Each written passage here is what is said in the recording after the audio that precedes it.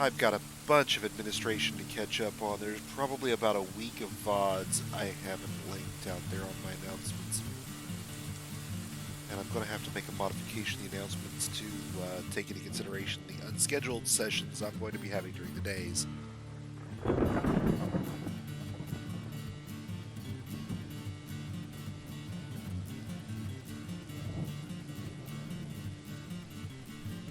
But we do have Dark Mode Dwarf Therapist now.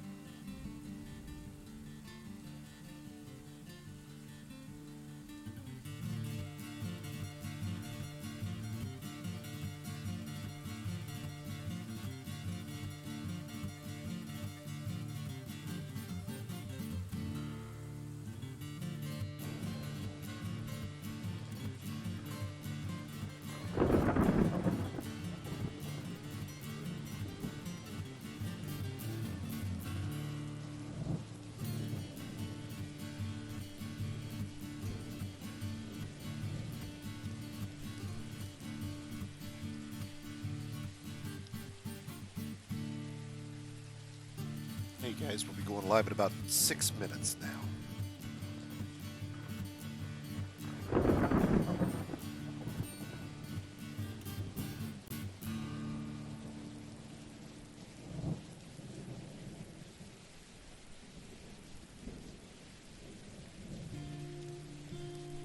In the meantime, we have sound provided by SoundSense.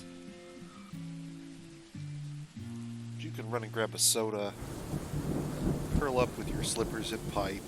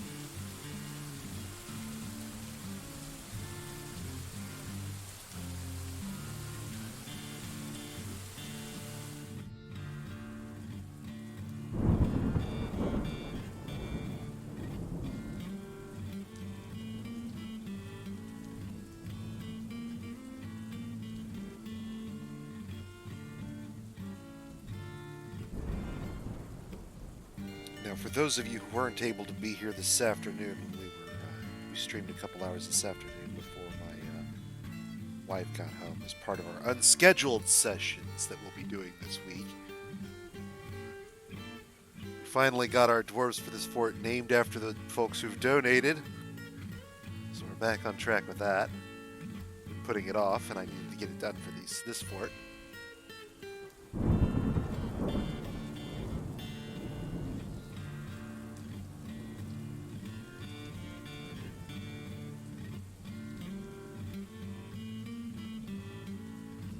It's interesting what happens when I go back and do it afterwards. forward. You never know what they're going to end, what folks will end up as, because instead of being the usual things I needed at the beginning of the fort, folks, they end up as all sorts of different things.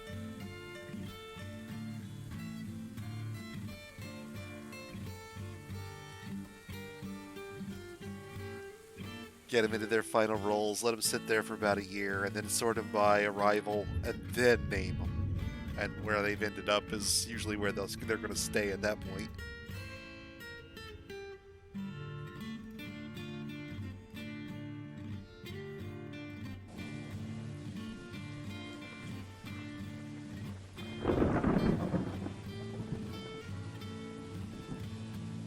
Gives all those donators a chance to have their dwarf go out in a blaze of glory in the military, as opposed to just being a stonecrafter tucked away safely in the bowels of my fortress producing mugs endlessly.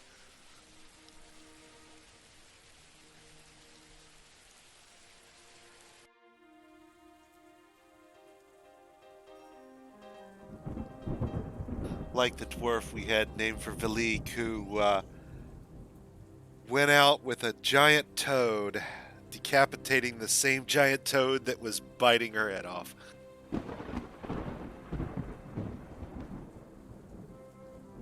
Happened live on stream. Folks saw it.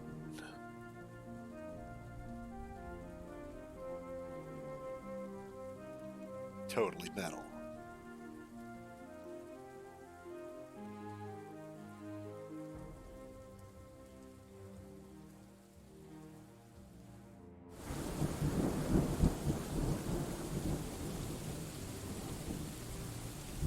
Going to be live in about 1 minute now, guys. Just take care of a couple other things now.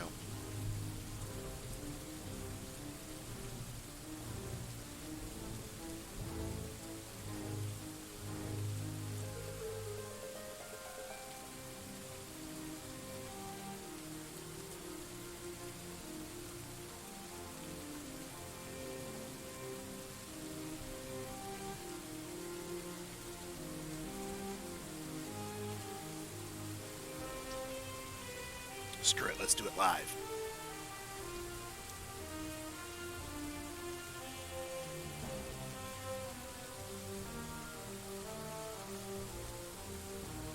Give me a few seconds to take stock here, because I'll be honest, I have trouble remembering my fortress when I'm not really looking at it. Looks like we're doing okay on drinks. Let me check prepared food.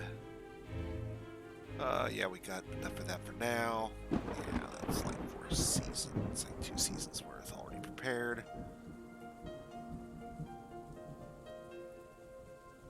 The pea chicks are pent up while we're waiting on them to grow up, and at that point we will have ourselves a peahen peacock harvest, where the oldest birds will be sacrificed on the altar of good food and leather clothing.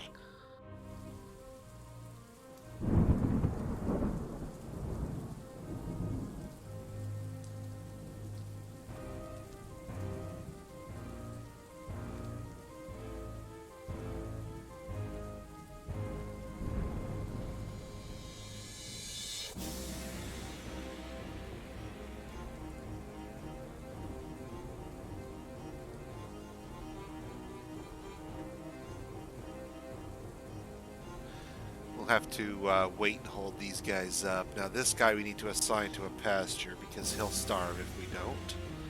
So let's go ahead and get that done real fast, because we apparently missed when we incorporated him into our collection.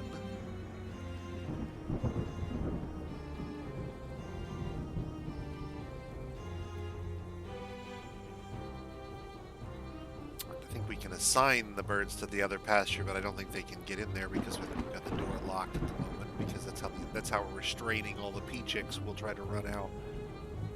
We'll assign them to that pasture, and since the door is forbidden, I think I want to test it with one guy first to make sure they don't go crazy trying to drag the pea chick to the pasture it's already in. The sow needs to be in this pasture for now. Realistically, I could be pasturing them with my grizzly bears. There's an interesting thought. All the grizzly bears and the pigs in the same pasture, and nobody complaining about it. I'm going to have to do something about the giant bats, too.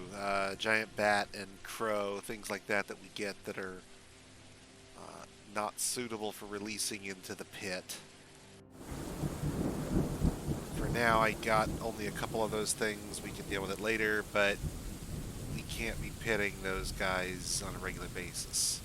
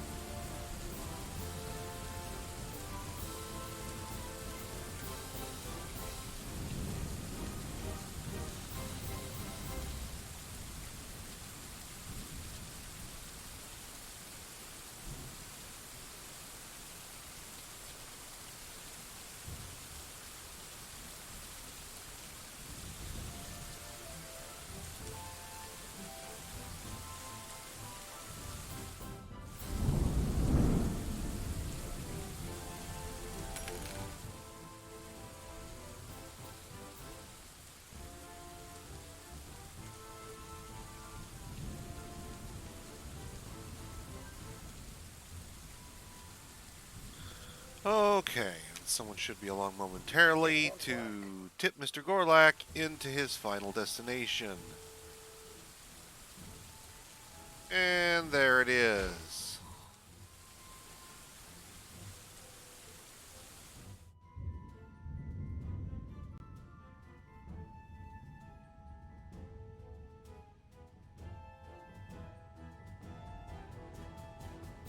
So let's see. Split, split, split, split, bruising the heart. Artery opened, artery open. Yeah, not gonna survive. Not as badly damaged as the troll is, though. I think we're gonna have to add spikes. Kind of disappointed. Figured 10 levels would be a little more lethal in this. But where are we coming from? Negative 26 all the way up from...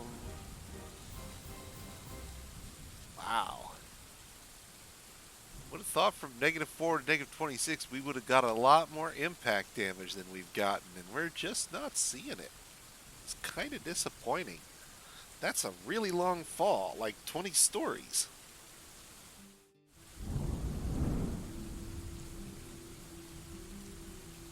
So you can use bridges. The disadvantage is bridges use architecture. They do use less materials, but when I'm using wood, which is on the surface, and I could use wooden bridges, I suppose, you have to do two passes. One pass for architecture, one pass for the guy building the bridge.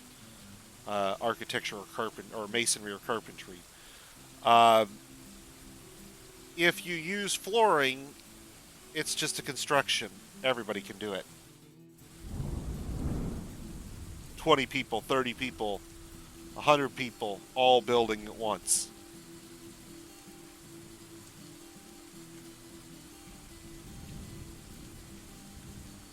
The other advantage is bridges are not constructions in the same way that floors and walls are.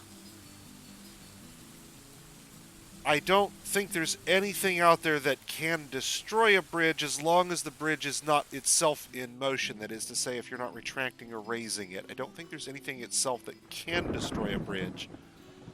But if your bridge isn't magma safe or fire safe, for example, it will deconstruct.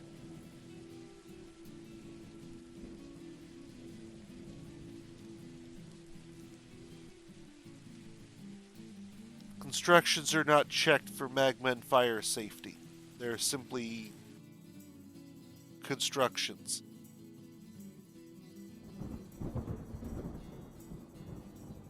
Now, realistically, I don't expect that to ever be checked here, and I probably could get away with bridges here.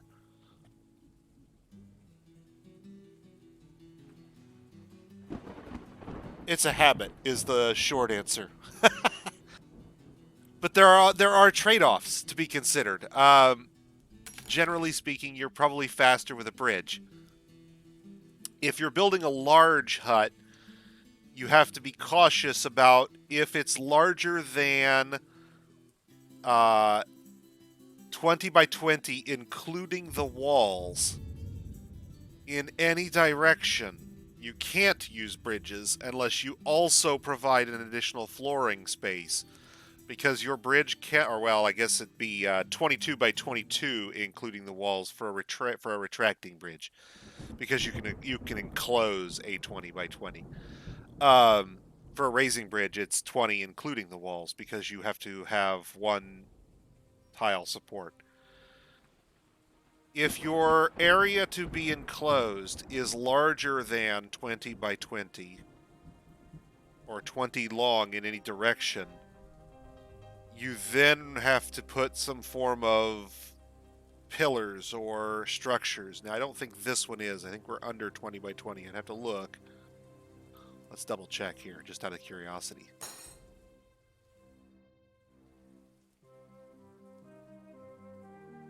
That's 21 wide right there. Because it's 2 shift moves. And where 2 short of 21 is 19 tall. So I could have used bridges here.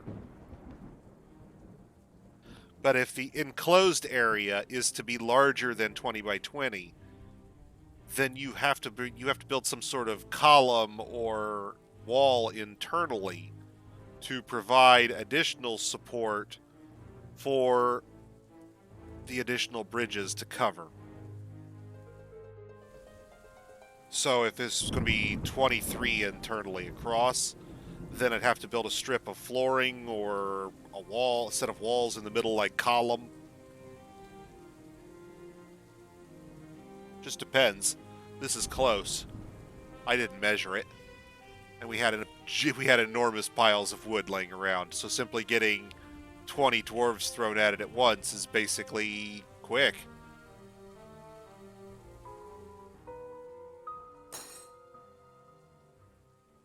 Double check. Am I also building carpentry items at the same time? Don't have my carpentry shop limited by skill, so I'd have to go back and limit it by skill to keep and enable the carpentry labor on all the dwarves to build the bridges out of wood. Because I don't think I'm making blocks at that point.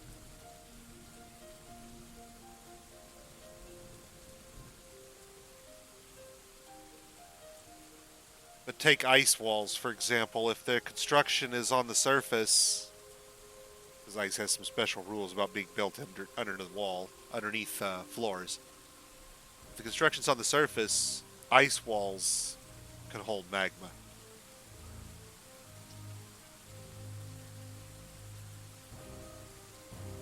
Mechanisms and ice bridges and ice workshops, all that stuff would just gone.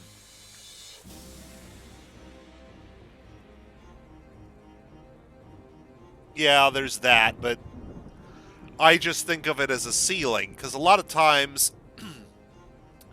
what I'll do in a fortress, and I probably won't do it here, so we won't show it off. If you go back and look at the Glacier Fort, we use that flooring on the second floor as the floor for the second floor, and I had an overhung set of fortifications around the upper edge to allow archers to go up onto the second floor and move out to the fortifications and shoot down. Now, I implemented it poorly because I didn't have an interior wall to leave them a 1 by N walkway around the outside. So getting them to station along the fortifications was kind of painful. That's unfortunate. I could have set up a patrol or a burrow and had them defend it that way. But the construction then, if you use a bridge internally, doesn't provide support. So you have to make sure that your walls are not ever deconstructed because the upper floor will come down on you.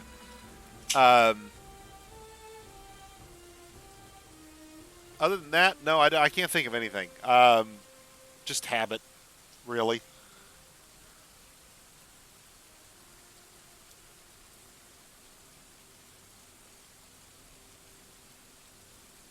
I always think to use constructions before I use mechanics of any sort.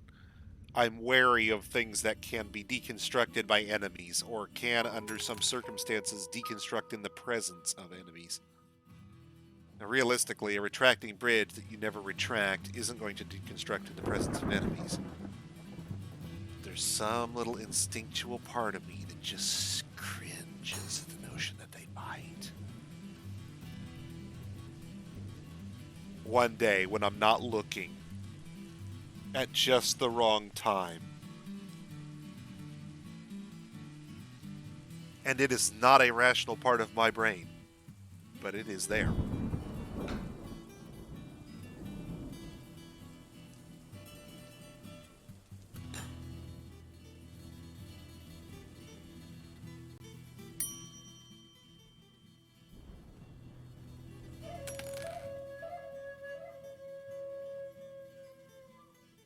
Sorry, sir, I can't do it. If we had been willing to build workshops out of wood, realistically, we would have been even faster to get constructed, because at that point, almost all of these workshops that we built out of stone would have been faster to haul to their final destination than they were. We have such an abundance of wood on the surface that we still are using wood that we cut initially. 1,400 logs still in the area. In the tree cutting burrow I designated without having to go cut anything.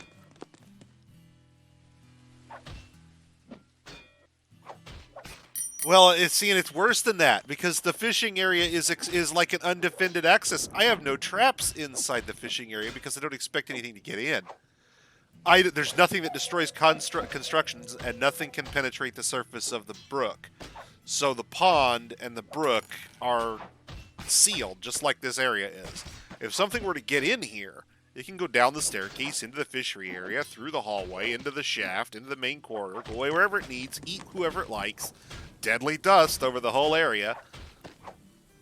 Because it would be deadly dust, wouldn't it? It would be deadly dust. Let's be honest. Murphy would see to it. And it wouldn't be one of these, oh, I'm made out of water things. No. This one will be made out of flesh and have a shell to boot.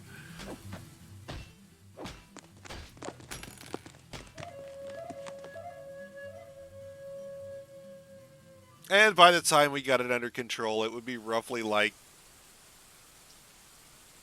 irradiating the entire fortress. We'd have to clean map, because realistically there would be no way our dwarves would survive that kind of exposure. Let's double check, because we were working on it and I don't think we ever checked to make sure that we linked this to the bridge out front. I think we did, but we didn't check. Okay, yes, we did.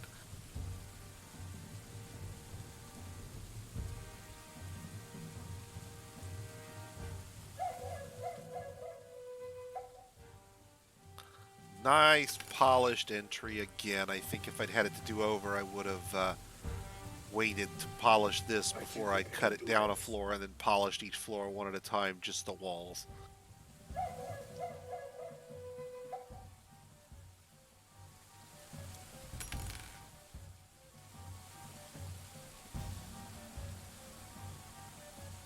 I have mugs, don't I? I mean, I should have like oodles and oodles of mugs.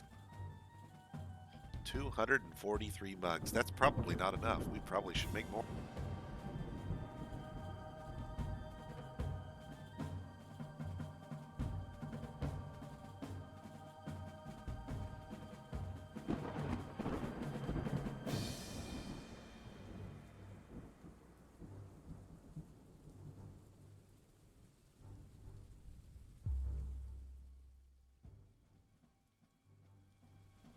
We also might consider building ourselves a statue garden.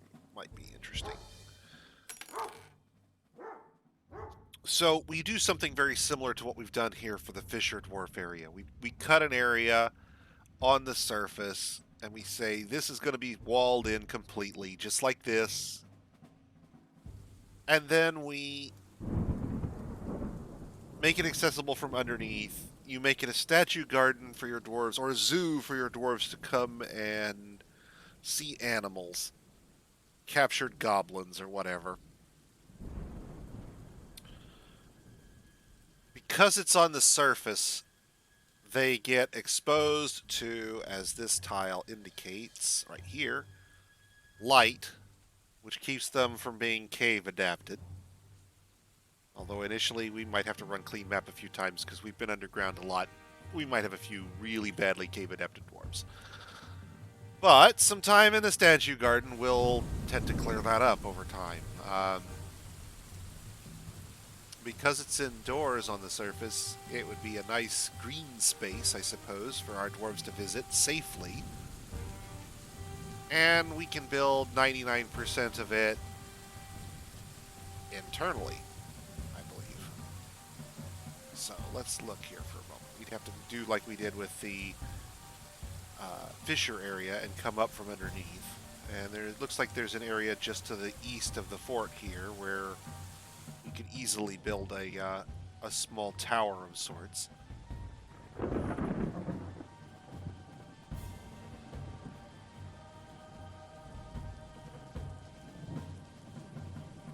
And we can even use that as a defensive control for our fortress, using overhung fortifications and a ceiling over the whole thing to enable our dwarves to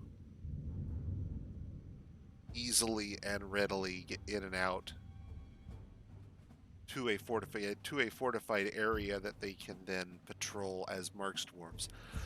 We can then run our road out past that and use the whole thing as a sort of a patrol defense, if you will, overlooking our road, so that if anything attacks, we've got defenses in the area of the merchants.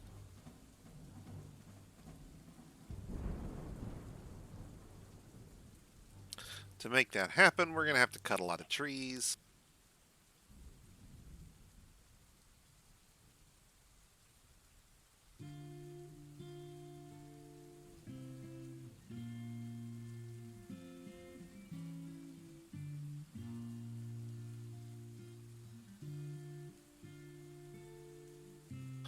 And we'll do a little herb picking while we're at it, because why not?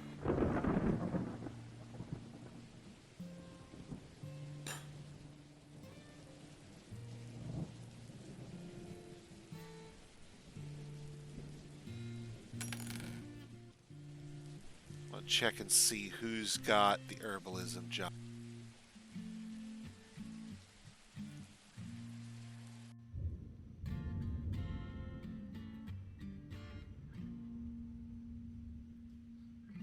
Military, it looks like. Okay.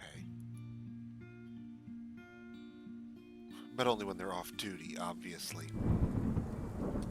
And it looks like we've given it to the haulers, and I'm going to take it off the kitchen workers because they need them in the kitchen doing the brewing and the cooking. I'm going to take this off of them because I think at this point we need to get all of the...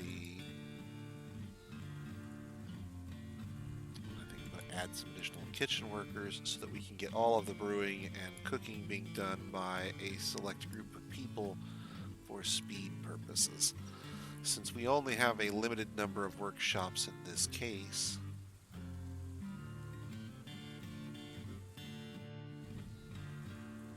we can disable these extra jobs. Let's turn these off.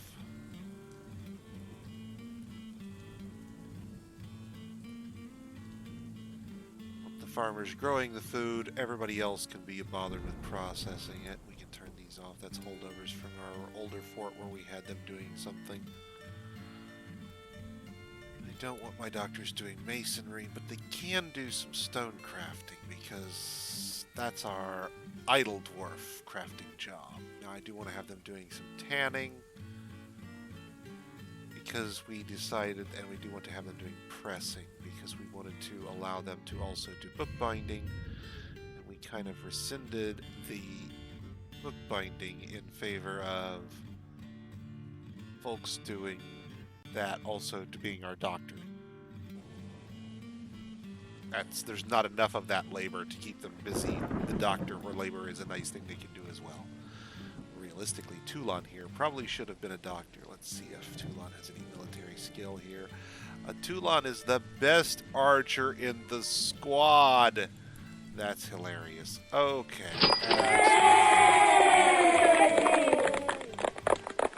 Oh, thank you very much there for that donation. Hang on, that was enough. That was enough. I've got to check. See, that was enough to get a migrant. One of the starting 7 named after you if you wanted.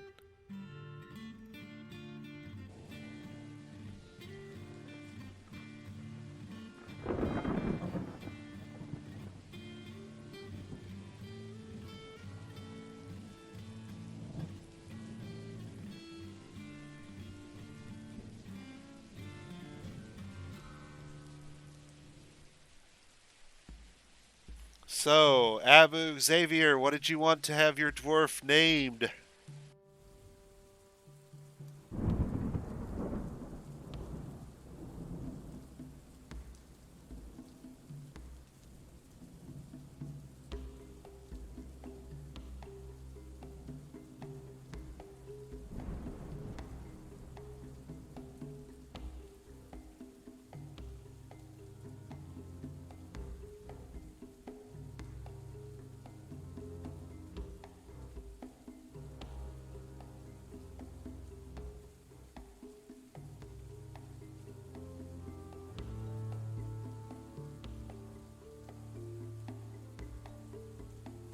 Fantastic. So you are entitled to one of the starting 7. Don't forget, I'll name a migrant after you if you prefer.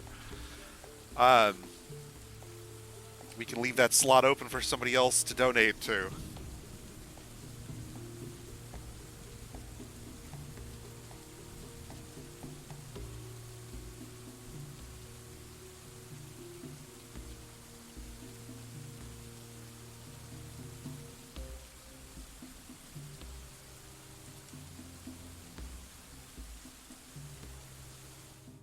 I'm going to guess and say by the absence of blood on the up staircase that our drop target did not survive his arrival with the bottom of the drop shaft there.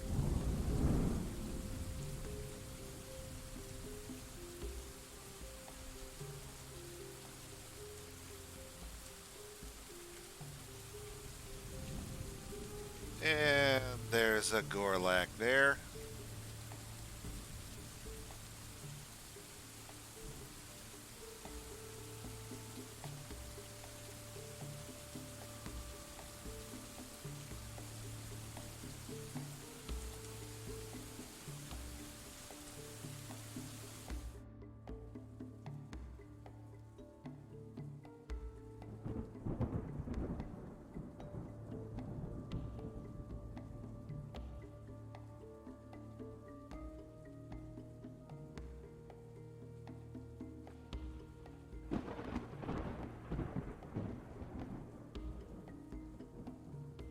And someone should be along shortly to introduce him to his final destination. Here he comes. Yes, yes, the baby-carrying mother will drop the Gorlak into the hole. We've actually managed to catch the Gorlak in mid-flight. Here he is, right here on level Z minus 18. We'll go downstairs to Z minus 26 and await his arrival. And there he is, ladies and gentlemen. Let's take a quick peek at his status. Really thought we would have gotten more. Is that webbing on my traps? No. No, it couldn't be. No. Oh, it's just cave spider silk. Oh, that's fine. Those don't. Yeah, that's not the same thing. No. I thought perhaps our giant friend had come along to visit us, and that was going to be a bellwether day, in fact. We would going to make ourselves a mint.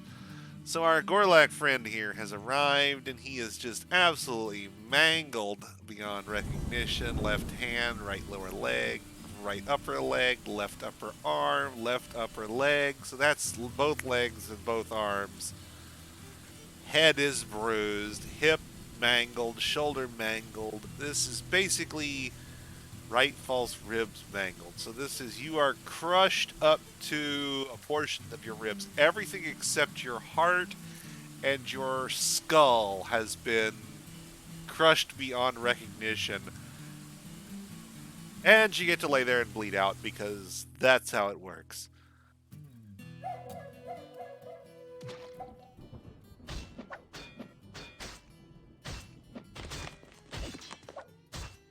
Couldn't crawl out if you wanted to. Every bone in your body except for your upper spine and skull.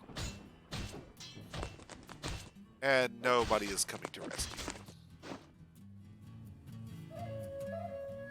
And as soon as that obstacle is removed, because I want to make sure that we don't run into an issue where somebody's dropped there, I think we're going to order some steel spikes. I really do. I think we have to. I think it's obligatory that we queue up some steel spikes.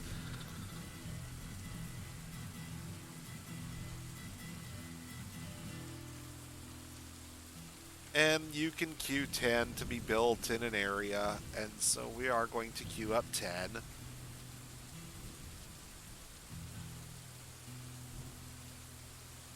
We'll build them into a spike trap. We'll get rid of the ramp, build a spike trap there, put all 10 spikes into it, and then drop people onto spikes.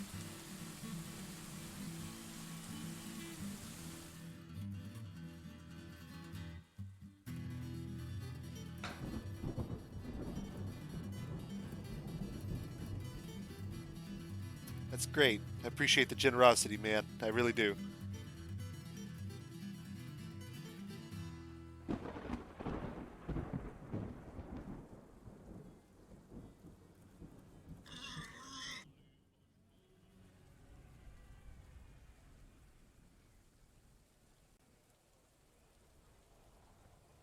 It won't work.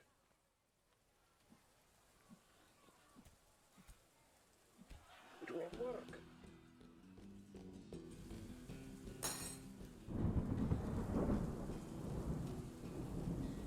Oh, did the Gorlak crawl away? No, no. Gorlak is being delivered to wherever we're putting him. Kind of have to keep an eye on that because I want to see where we're putting the Gorlak and whether we're using them or not.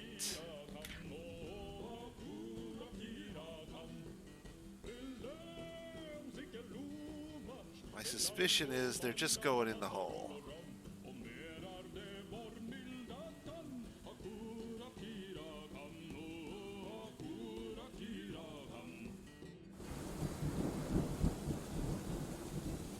So, I mean, realistically, if you wanted to harvest things for meat, you'd want a much shallower pit, because the idea would be not to mangle the corpse so badly. You'd want to drop them in and have them break a leg or something, or break two legs and then, lightly break two legs and then limp or crawl out just in time for your military or somebody to come in and hunt them.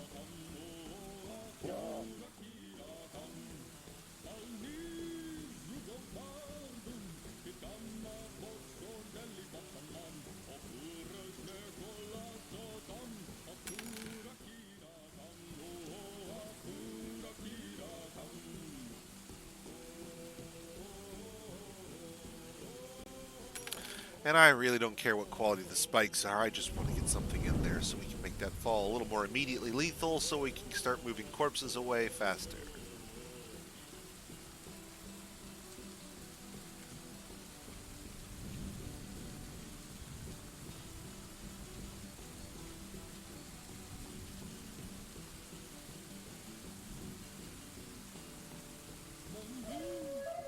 It won't work.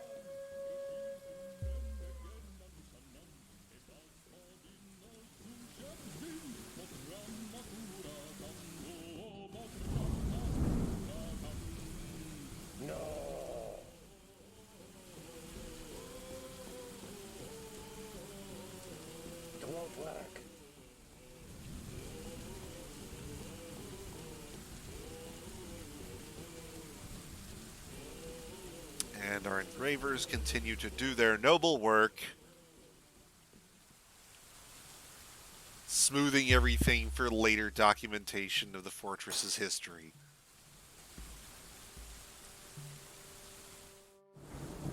The Gorlak is fighting. The Gorlak is not fighting. The Gorlak is being crushed by the impact here.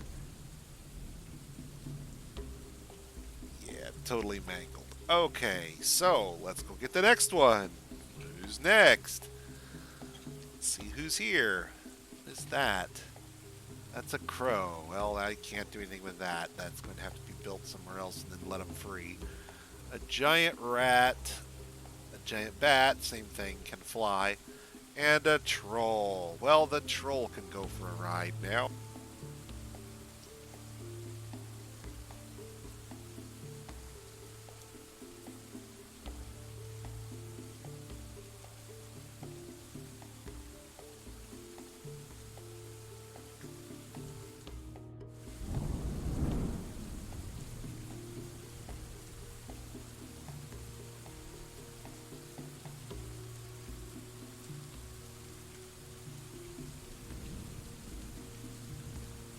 Wow, did the Gorlak actually get all the way back out? No way. He got captured on the cage traps?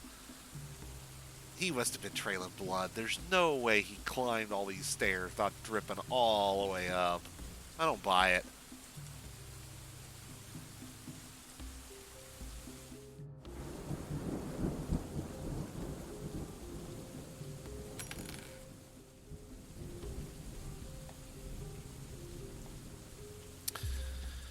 There we go. We'll get rid of those.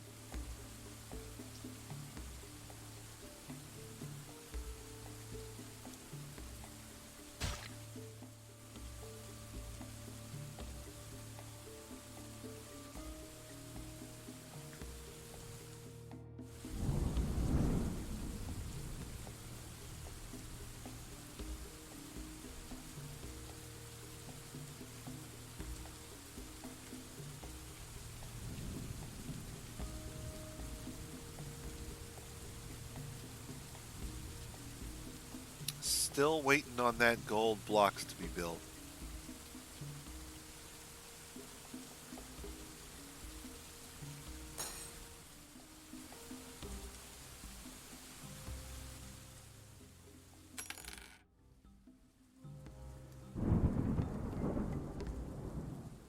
Sorry, sir, I can't do it.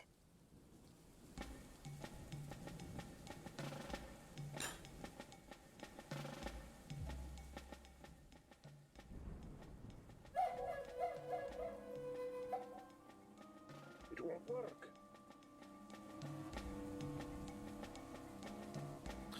And the tree cutting and herb picking continues apace. We don't really need the herbs, but we might as well snag them while we're here. Some of them will be things that we can convert to seeds, or that we can use for paper making, or that we can simply use the fruit to make wine. And while we're not in need of drinks, it never hurts to have some additional raw food stockpiled at the moment. Since it doesn't rot as soon as, and since we can throw it into barrels and just leave it in there forever, we can throw all of it into prepared meals. There, it has use.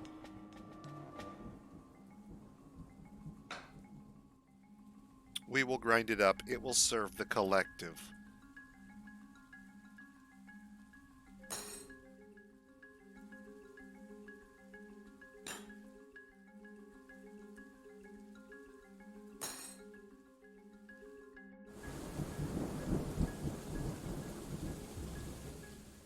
Now let's see how far down our... We set up a board. Did it not touch anything all the way down? Oh, there it is. There it is, right there. Okay, there's the semi-molten rock. Yep, there it is. And I love that texture. I really do. I hope Vedlinger can come up with something similar for magma, but I love that. I love that semi-molten rock texture. Okay, so semi-molten rock is basically a how do I put this? It's a giant vacuum. It disintegrates anything that uh, falls into it. We can use that as the ultimate garbage dump. Stuff garbage dumped into semi-molten rock doesn't leave miasma because it ceases to exist. So that'd be kind of nice. Additionally, we also know that if there's semi-molten rock around, then we're very close to the magma sea at the bottom of the world. So now we get to go do a little exploratory digging to kind of probe that a little bit. Let's go up to the level above the semi-molten rock. And again, we know that this is on the level of some magma somewhere.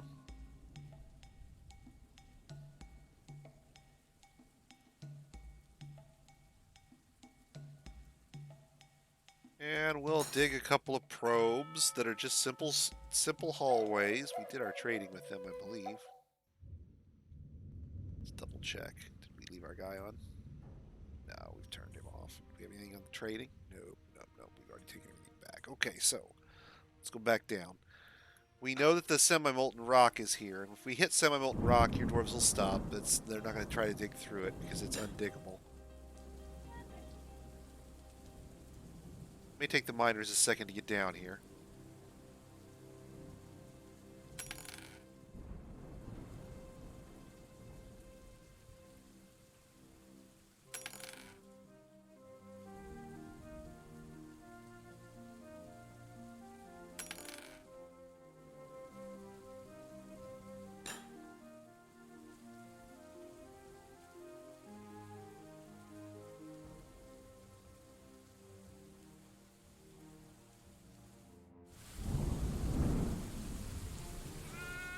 Oh, this isn't too bad. We might be able to get out over the top of the...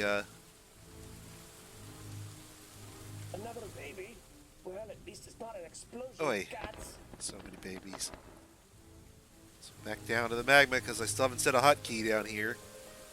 You'd think I would, but I kind of want to actually set the hotkey on where the forges are eventually going to be once we're done. We don't know where that is yet.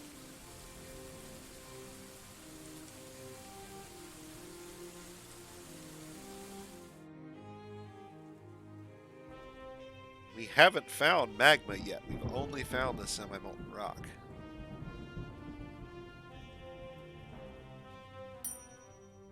But somewhere down here, there's a magma sea. And we'll probe staircase the entire bottom of the world until we find it.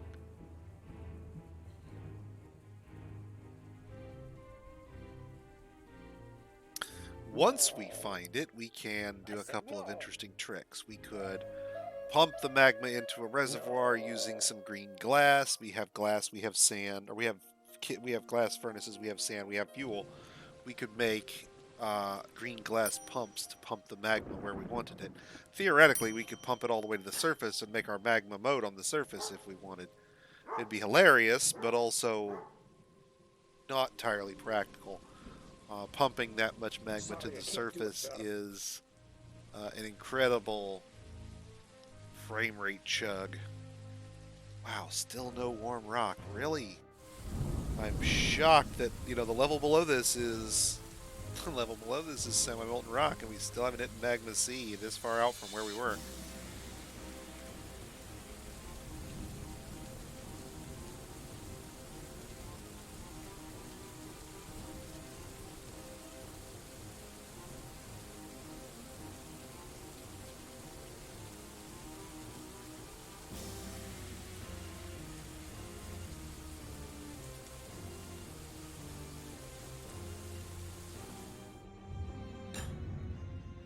Okay, let's see if we can do this here. Still hunting for that warm rock designation that'll tell us we've found magma. Magma.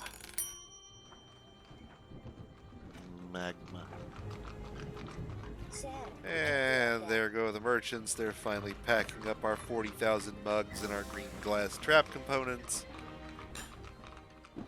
And it's midsummer, so we've still got another one to do. We should probably check to make sure we're making some green glass trap components as well. No, doesn't look like we have. Looks like this is everything we were going to do. There's collect sand. And I do not see...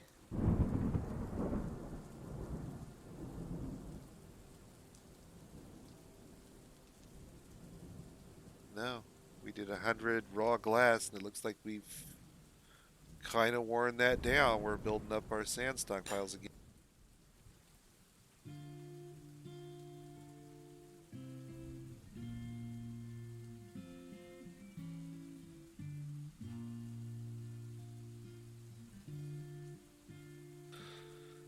So we'll queue up 30 of those, and we'll queue up another 100 sand jobs.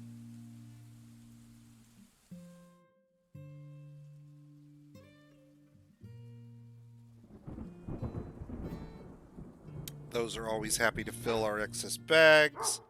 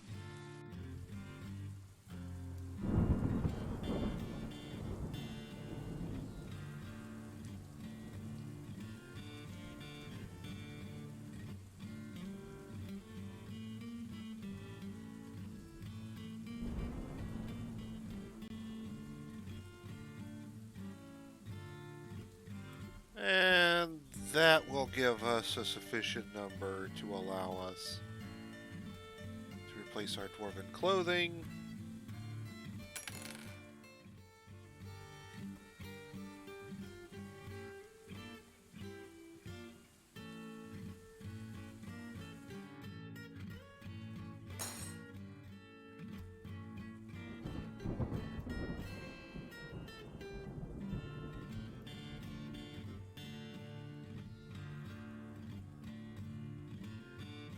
And we've got a good amount of pigtail and rope reed cloth stockpiled, so we can go ahead and start working our way through that.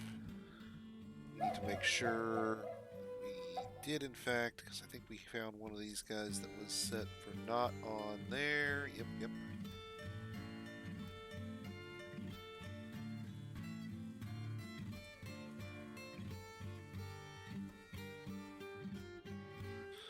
Trying to plant sweet pods, play pigtails.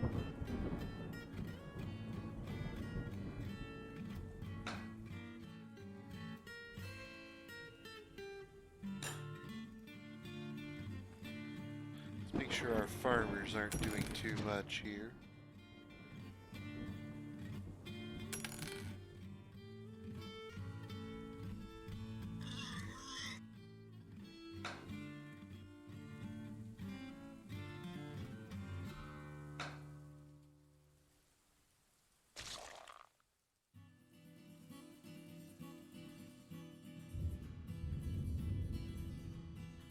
No. That's a promising sound. That's the sound of warm stone.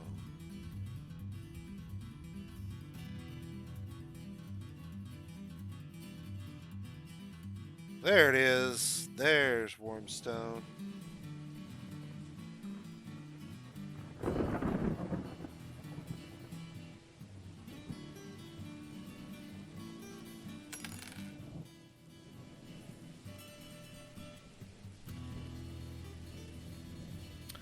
And we'll kind of probe a couple levels up one at a time to kind of see how it ascends, if you will, whether it's going towards us or away from us in terms of the slope of the wall that the magma is contained by. Ideally, our puncture will be from above, penetrating the wall directly into... There's semi-molten rock over there, so clearly we're fairly deep below the magma sea in some places.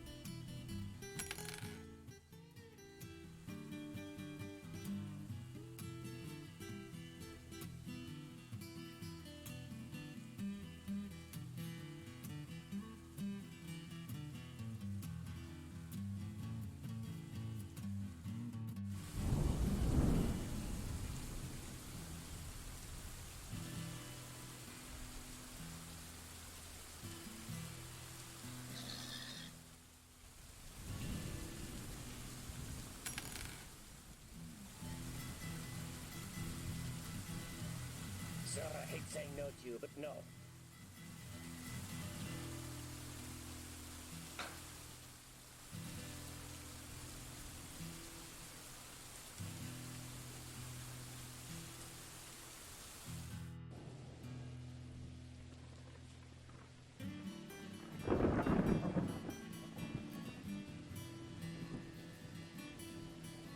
I'm here to move in with my successful Dwarven son. Oh.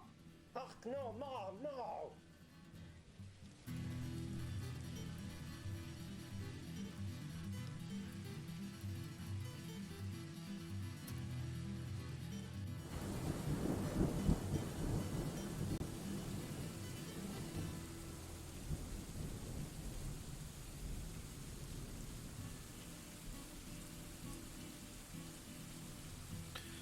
And our professions are a little overburdened at the moment. We assigned masonry to everybody briefly when we were trying to get stuff done. We never really unassigned it.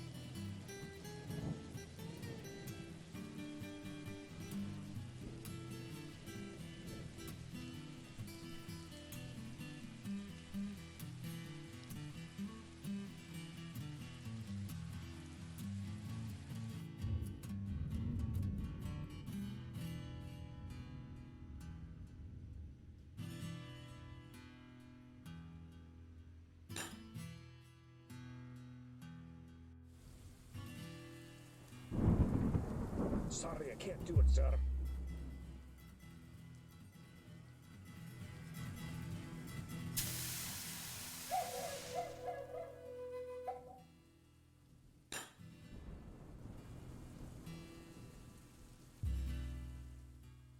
It won't work.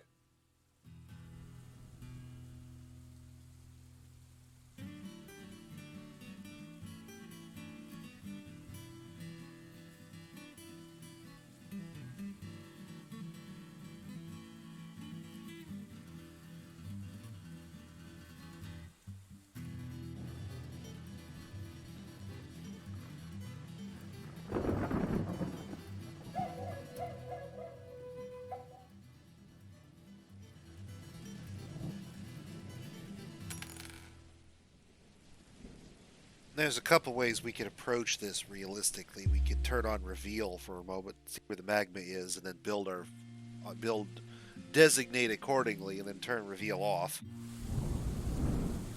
But this is an easy way for us to kind of probe where the hot spots are, if you will.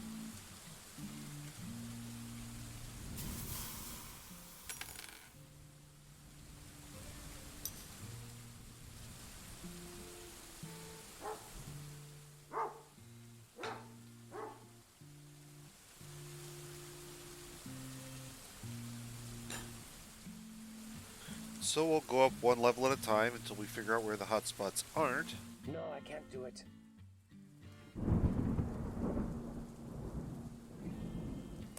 Like right here.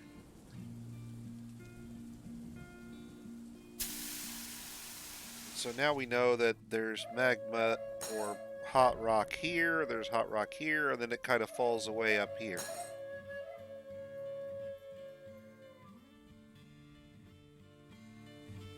Kind of penetrated into a really choice, a really choice valley in the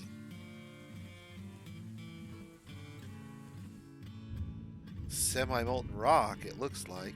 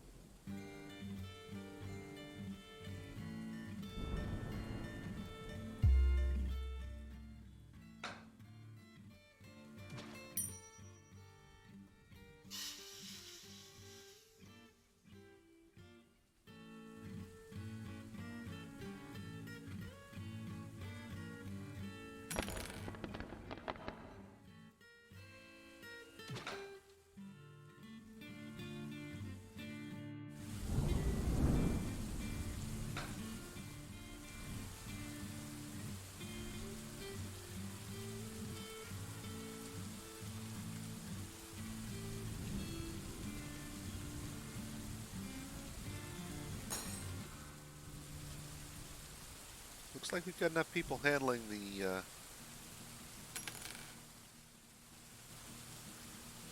skins. That's what I want to kind of keep an eye on, because they have a tendency to not get tanned and then they get rotted.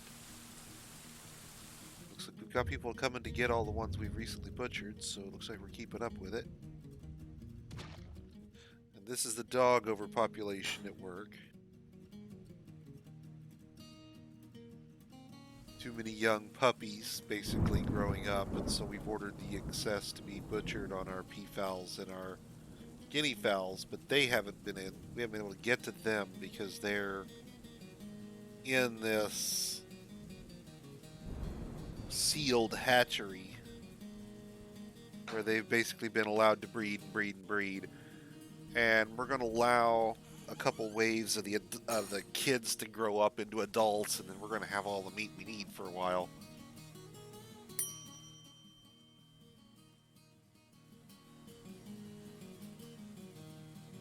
I can't do that there.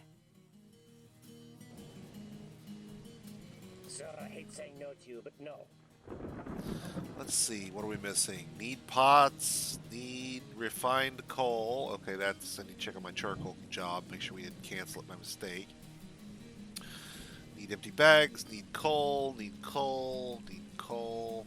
Okay, So a lot of this stuff is going to go away very shortly as a problem because we're very soon going to figure out where the magma is and make a new set of forges at the Magma Sea, where we'll drag our dirty laundry, if you will, all the way down here, and allow that to handle our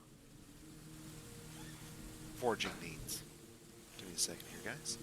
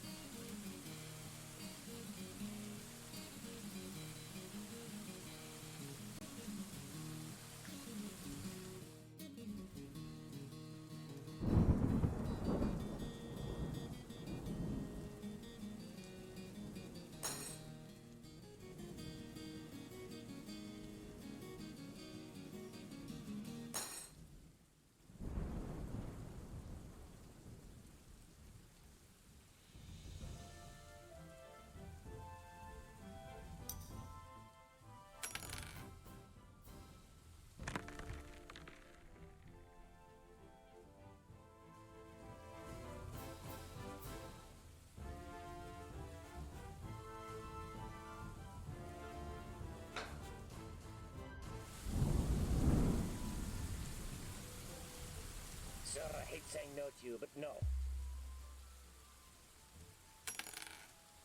Well, come on, guys. Get the probes done.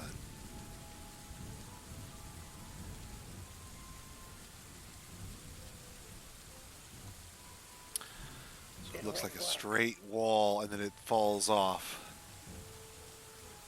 So if that's the case, we should be able to dig an area up about here. Sir, you can't do that there. Okay, so this'll work.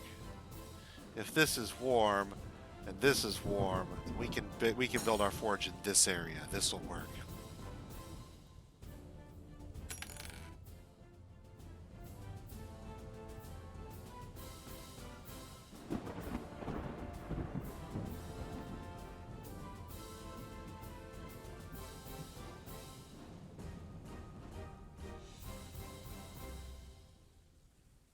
Well, actually, we need to make sure that we can actually go out wide enough first. Let's let them do a little more digging before we get carried away with building the designation I had in mind.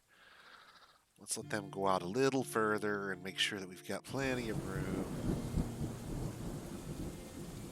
I think we're going to be able to do this in a fairly simple way.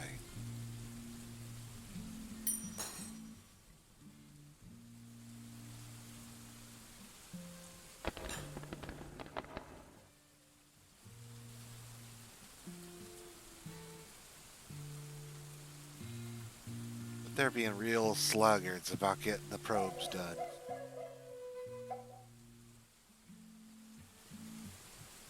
Because I want to build a nice big Field Circle 31 down here and use it as a forge, kiln, glass making extravaganza. Dig a couple of 31s above it as stockpiles, one for ore, one for bars, one for finished goods. Anything made out of metal.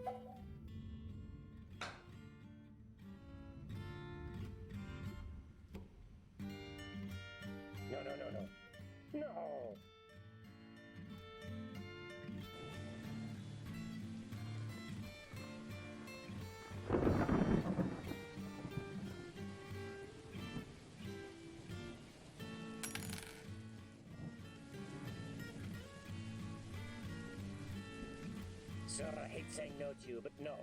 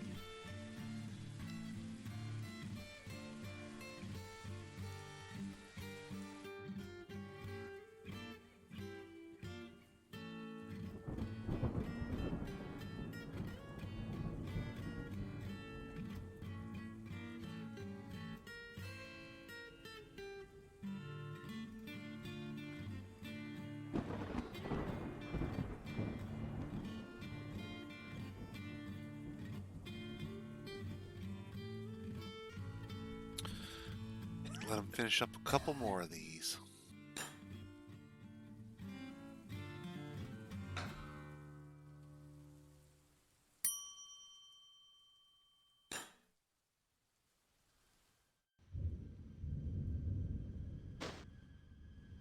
It won't work.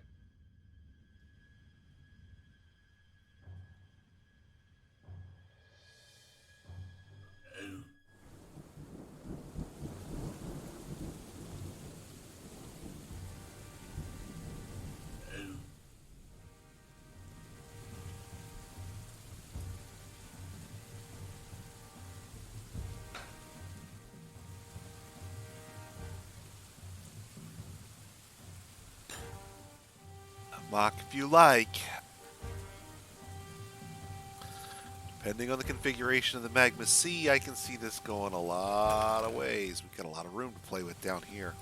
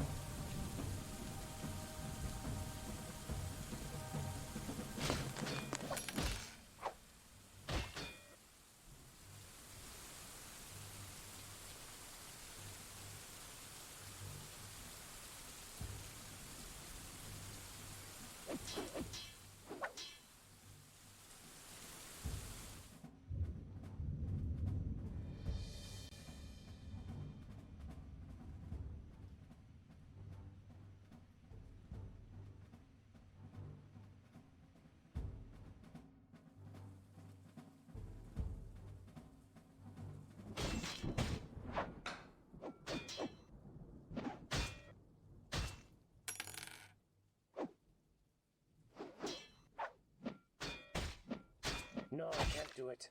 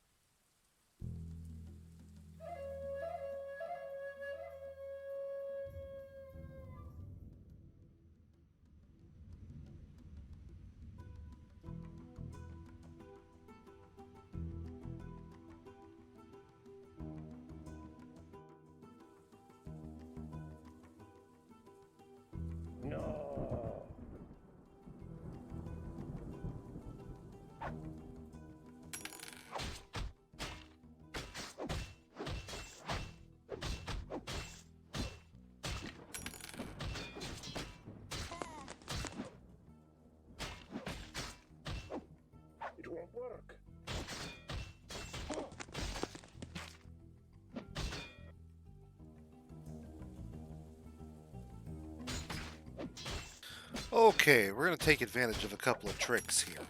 The first is, remember when we were digging these sideways probes, when we uncovered semi-molten rock, they dug straight out till you could see it. So warm rock is not going to be semi-molten rock on the other side, it's going to be magma. So above this floor, we stopped here. And if we go up one more floor, we also stopped here. So we expect magma on the other side of this, magma on the other side of this. That means we can use this space as our magma chamber, and use this space as our forges and kilns and smelters and glass furnaces and partridge and pear trees. In order to access the magma safely, we will cut a hole here down to the floor below, build a ramp here, and we should be able to excavate these tiles through the hole. Then, by building a magma-safe bridge across this tunnel here that we never intend to retract, magma will enter through this hole we cut and flow across the bridge into the magma chamber. Because we've used fire-safe doors, and because we've built two walls, magma shouldn't leave this chamber other than these little spokes, and should be safe to anyone on the bottom floor here. We'll forbid these doors once the excavation is complete. We could, theoretically, wait till the excavation were complete, and then build constructions in place, but fortified doors will be sufficient. Frankly, anything that comes down here and smashes the doors deserves exactly what it's going to get.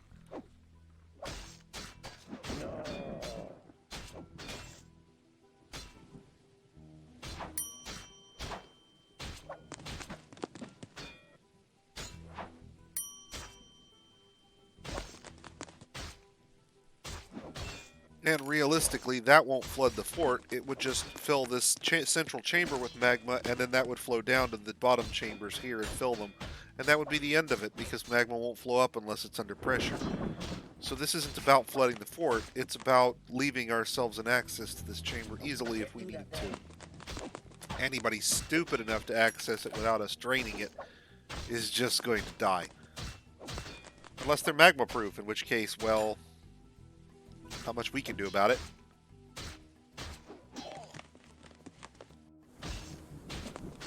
Oh, that does raise the specter of magma-safe forgotten beasts that might theoretically circumvent our corridor by swimming in the magma sea. Oh, poo. Another plan gone to hell by me overthinking it. Okay, so possibly there might be someone who could theoretically do these things, so we should probably get rid of these and replace them with walls. And we'll do the wall building for at least one of them after all of the excavations have completed on this floor.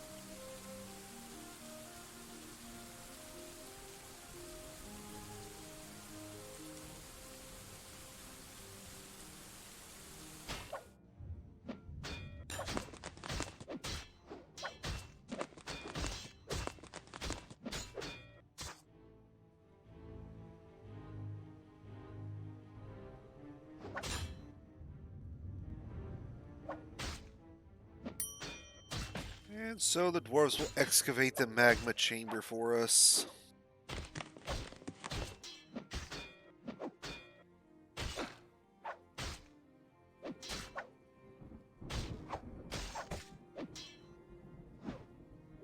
And this will, unfortunately, take some measure of time.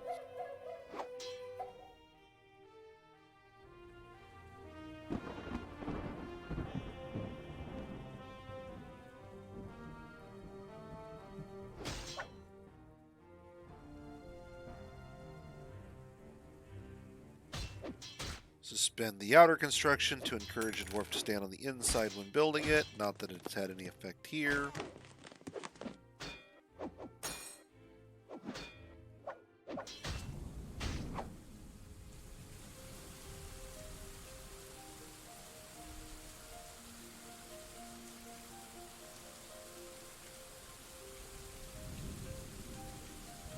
I have a theory about that.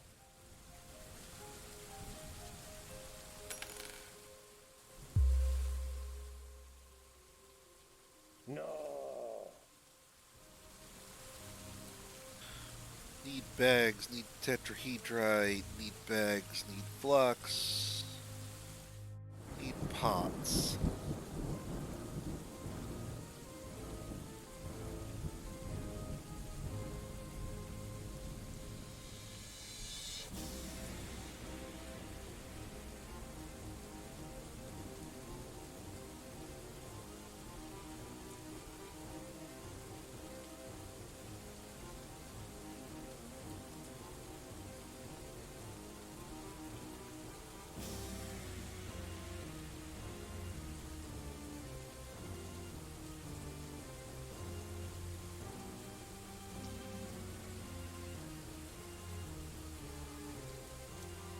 Ach, no way.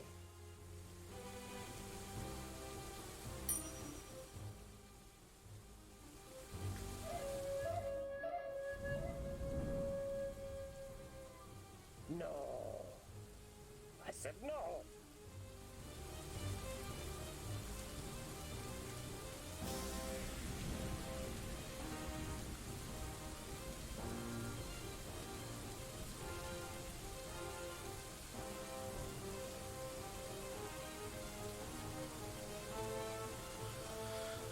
And once they have the magma chamber excavated, we can start magma forging.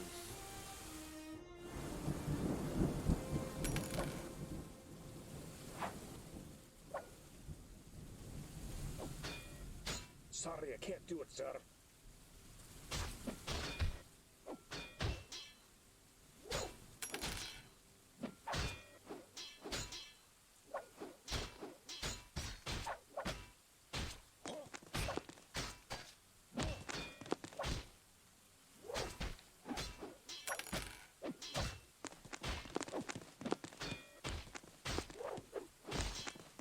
No. I said no.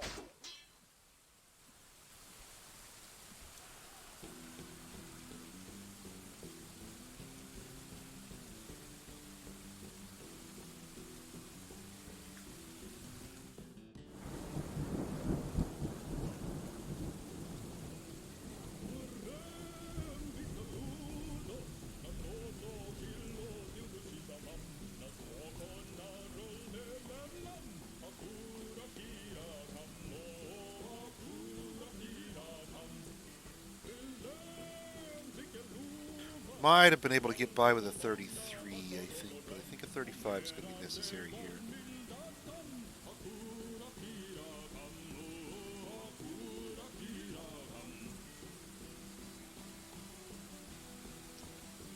Wow, no, we're actually going to have to go to a 37.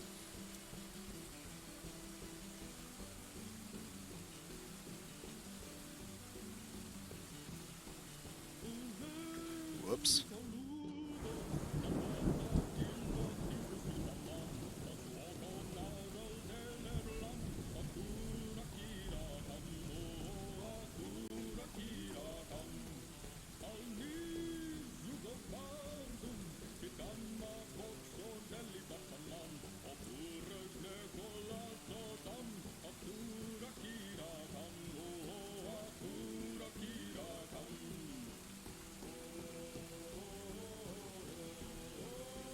And that will enable an 11 by 11 in every quadrant to be within the walls of the magma chamber when filled. We will then excavate the magma chamber a little wide.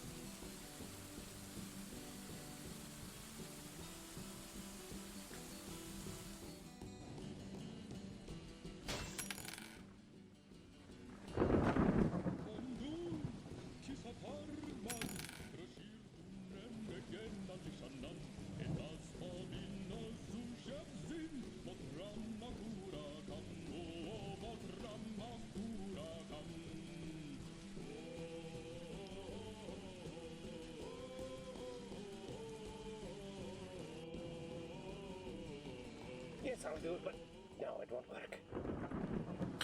And this will take a little longer.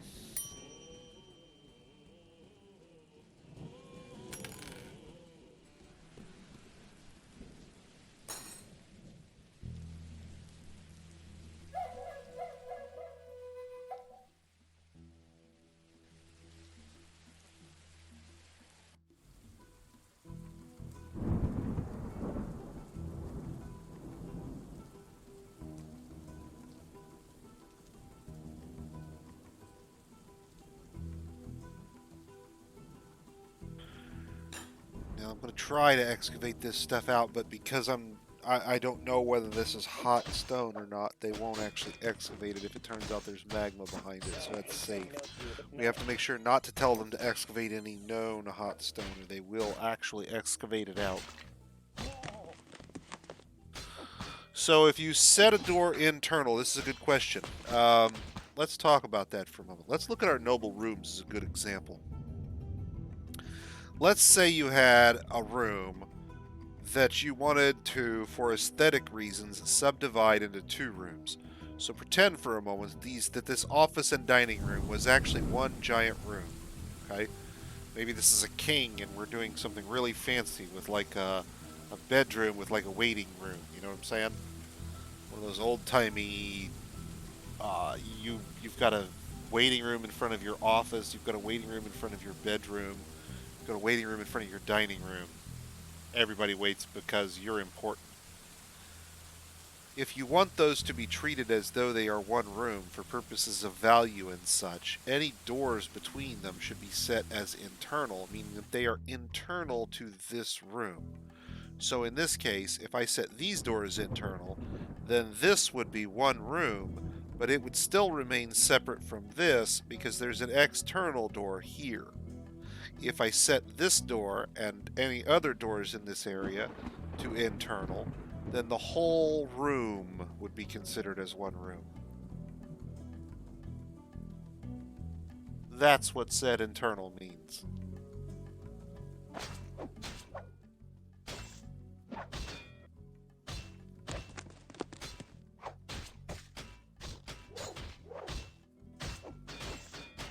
Now, ordinarily, I don't build in such a way that set internal has much value to me, but if you are building some obscure aesthetic, thing that needs it, keep in mind that it's there for you.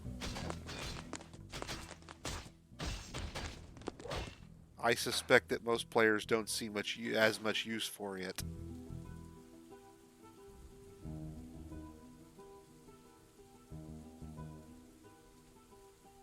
Only a little more excavation now.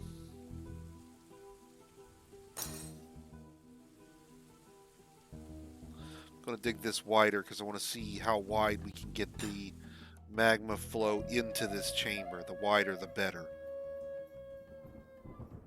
This is a big room, and I don't want to run the risk that we spread our magma out too far and it evaporates without actually filling the chamber. We need a nice, big internal flow.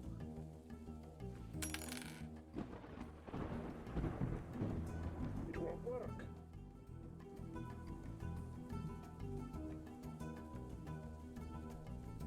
And now our miners are racing around the track around the outer edge of the room. Vroom, vroom, vroom, vroom.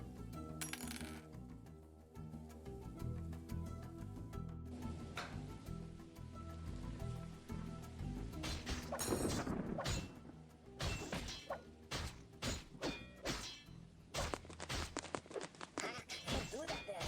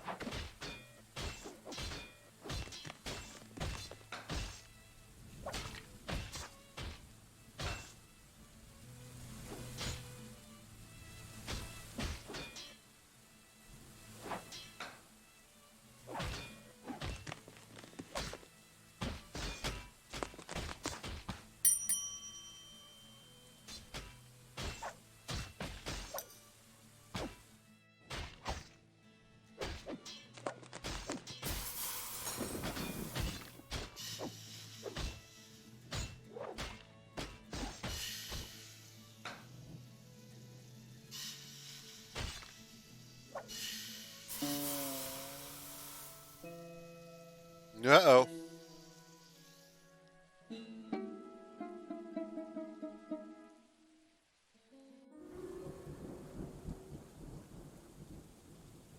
I didn't think we did that, but apparently we managed to wing something that was already known to be hot. This is going to be unpleasant.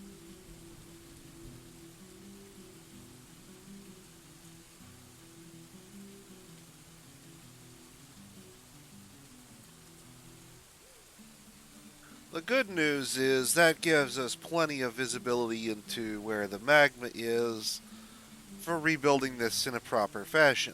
The bad news is that we have to rebuild it in a proper fashion, because everything down here and below is going to flood with magma very, very soon.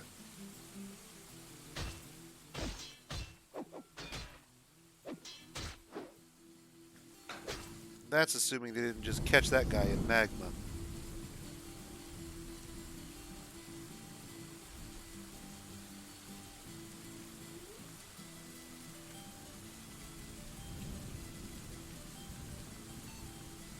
Yeah, they got somebody. He's on fire somewhere. He's a smoldering wreck. He went poof. A smear of somebody's blood at this depth. Yeah, you figured out where the magma was the hard way, didn't you, buddy? Thanks for that.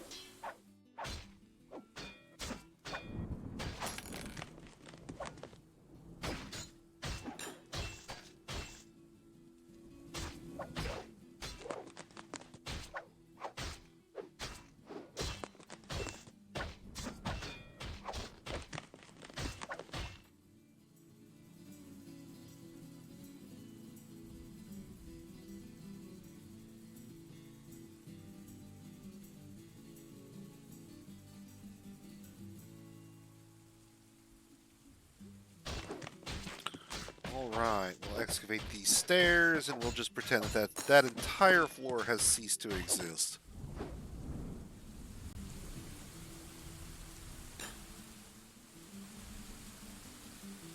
No. If it floods enough, then we may not need to worry about rebuilding, because it may provide us ample space to build the few buildings that we care about. It was really close, though. It's a shame I managed to wing that like that.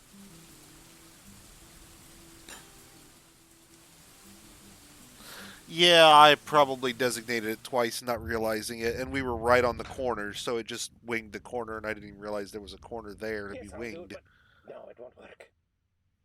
That's unfortunate, but that's okay. We'll just go up a floor and repeat the process.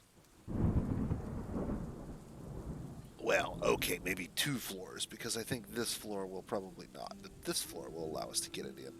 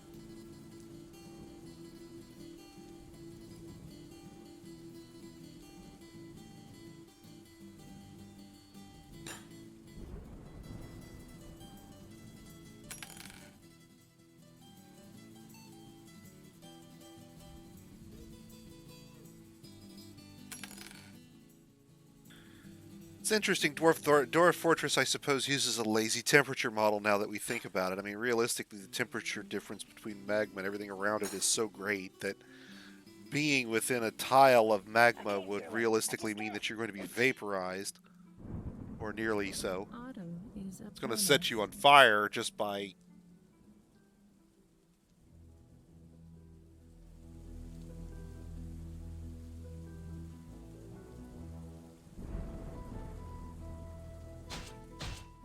This isn't flooding out somewhere down the bottom of the mountain, cooling off, and it's been there for 3 weeks, magma. This is fresh out of the volcano, vaporizes organics that come into contact with it, magma. I could, but realistically, I'm not sure. Well, let me look. I mean, maybe I could. No, see, in this case, in order to collapse something on the gap, because the gap is here, I'd have to mine out this square, which is directly adjacent to magma as well. So then I'd have to go up another floor to dig that out to collapse into both squares. No, it's just not worth it. We'll go up a couple floors. We'll make this the new magma chamber. We'll go up here and use this for forges. We'll use this for ore. We'll go up another one and we'll do blocks. We've got plenty of room to play with. It's just not worth worrying about. If this does fill up, and it might, but realistically it's got a lot of space to cover and not a great deal of flow, so it may not. If this fills up, then we can come back down and use it as the magma chamber for our forges. I am reconstructing it now as though it were.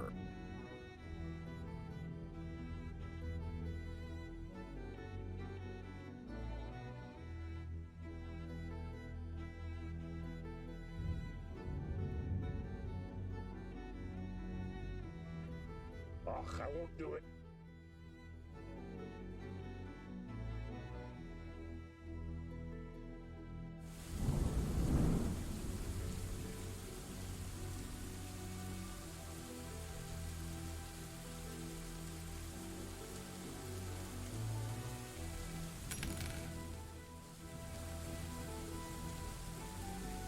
If this fills up, we'll already have the staircases built for it. We can just come back and cut into it and be in good shape. I don't think it's going to work that nicely.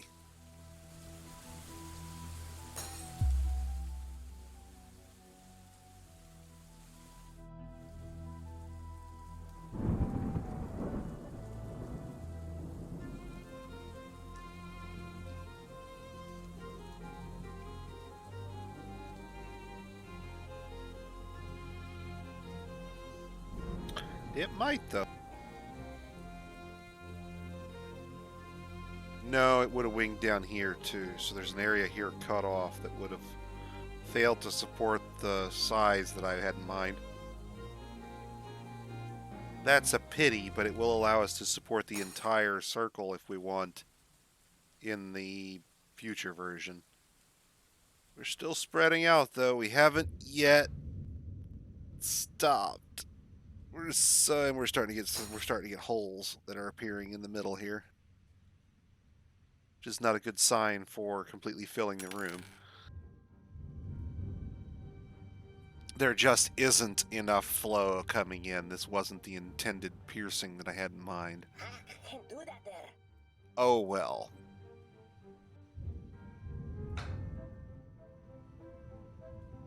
You can't make a magma chamber without breaking a few eggs and all that. I don't know, though. It's still going. It's still slowly spreading over the room. If it keeps the temperature up enough and the magma does not spread out too far to allow it to cool down and therefore evaporate, when it spreads out to 1. This might work. Crafter Miner has been missing for a week. Yeah, I bet he has.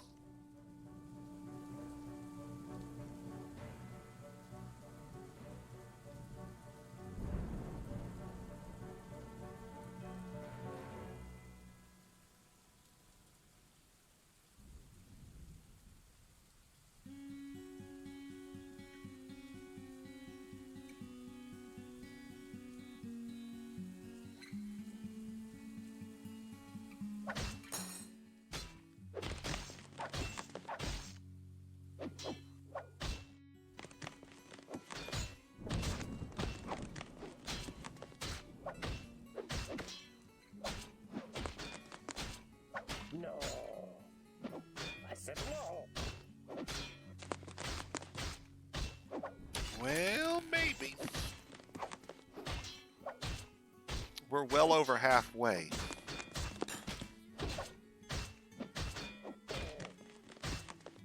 Problem is that I believe it now has to fill up not just this, but all the floors below this as well. And I think this is where we're going to start to get too much area for it to fill up in a reasonable time frame.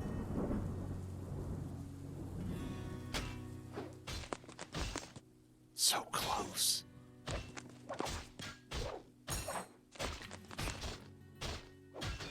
We could, but I'm not worried about blocking the area where the doors are going to be. Let the magma drain in there indefinitely. It's not going to drain the magma sea. It can't. It won't.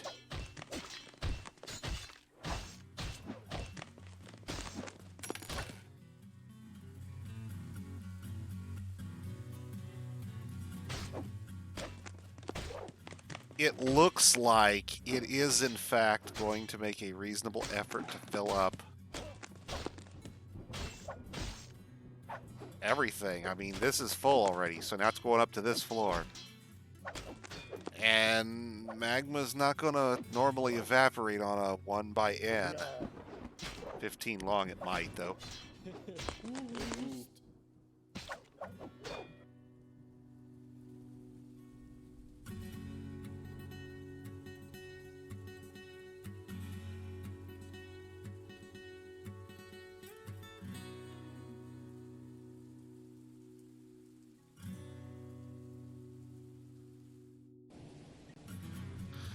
Yeah, alas, that's not anywhere near our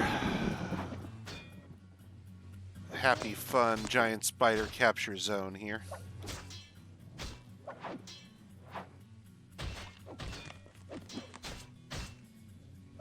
Kind of fascinated to see what's going to happen with our little magma falls here. Because at this point, now it's started to fill this hallway from the excavation that we started over there, and now it's flooding back into the central chamber via two methods now. The central pillar, you know, the central shaft, and also over here. And I have no worry that it's going to rise up. It won't. But I do want to get this excavated because I'd like to be able to use this area in the future without having magma exposed. I don't want magma crabs getting in.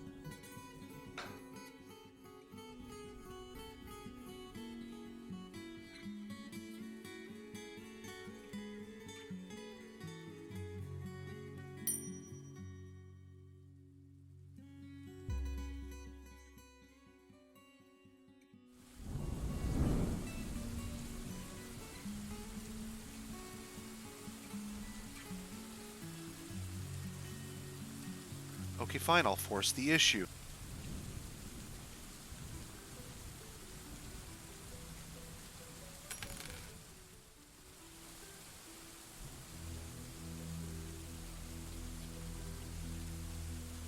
Good work.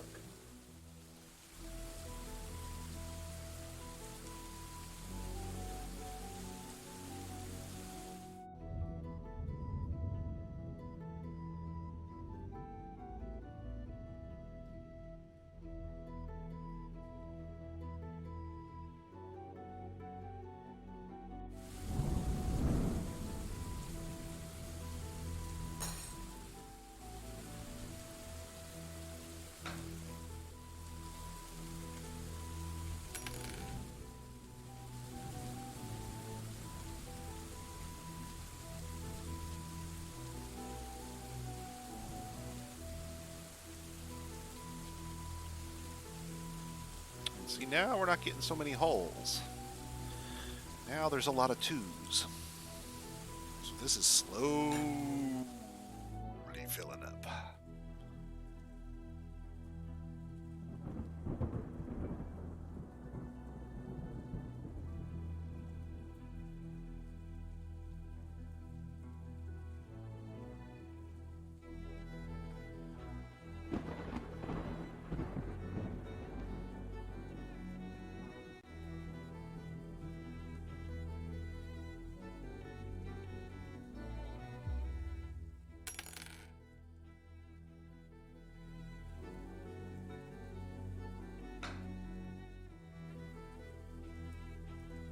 The other advantage to blocking it this way as opposed to on the same floor with the magma flow is that this is safe. If someone's down there building and the magma comes along and sweeps over them, they're going to get a dangerous terrain cancellation and they're going to burst into flame.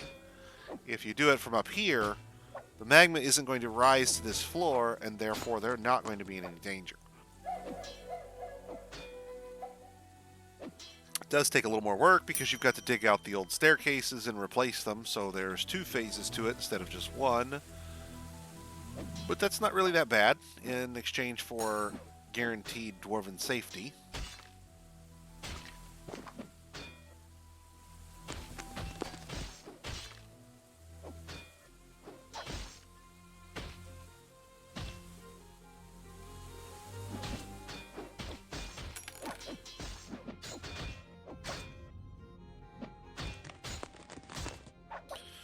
Twos all around now. Now it's just down to whether it can fill up these lower rooms or not. And that one looks like it's going to fill. This one looks like it's going to fill. At that point, if it can sustain 2s in all the lower branches, then it's definitely going to fill up that space. And I am surprised, but I will take it. I can't do it. Because now we're getting 3s in the central shaft, and so now it's really starting to stack up the magma.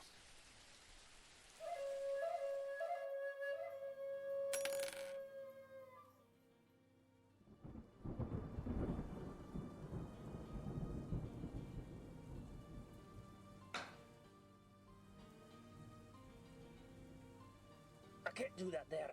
The left, south, and north branches are definitely full. There's some 3s puttering around in there. No. Means the 1s will be eliminated slowly but surely.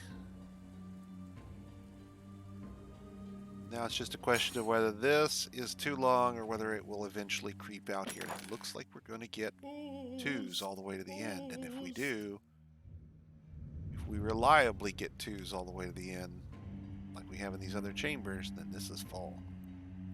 It's only going up from there.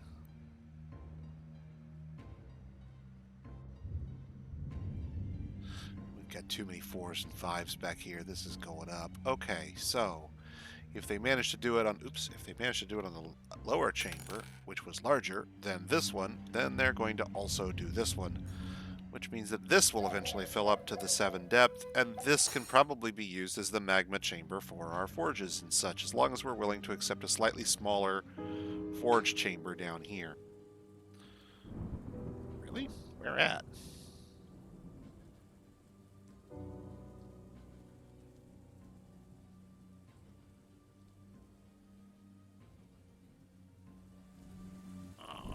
Okay, did he get into combat when I wasn't looking? Oh, yeah, that probably would do it. Yeah, the giant dingo bites him and kills him. Yes, that would definitely do it. I wasn't aware we had a giant dingo. I should probably be paying more attention to those combat reports.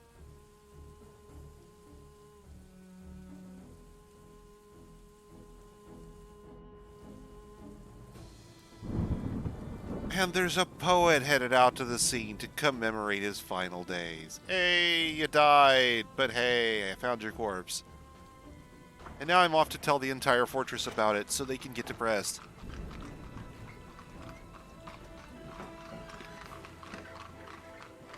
Let's see, and this is autumn, so these are dwarves.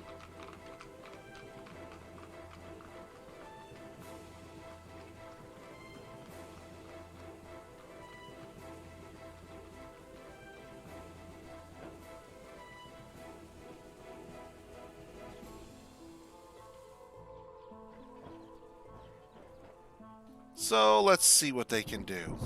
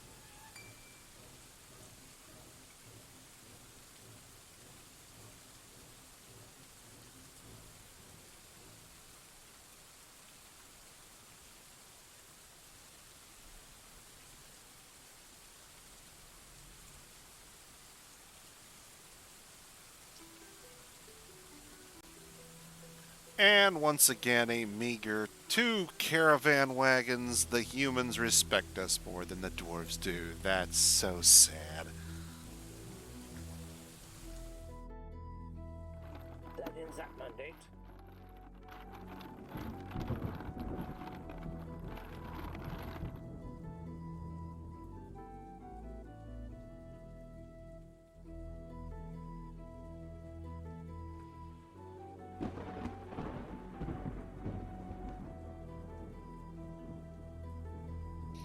Whoops. I forgot to check who we'd like to recommend. Oh well.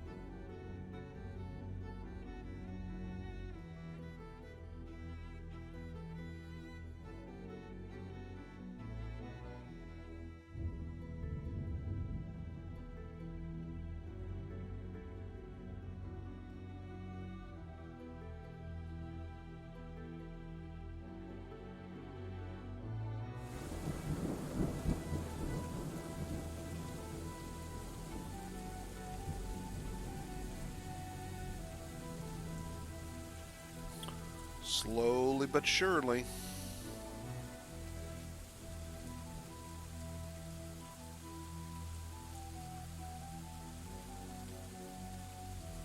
Just a matter of time now. Okay.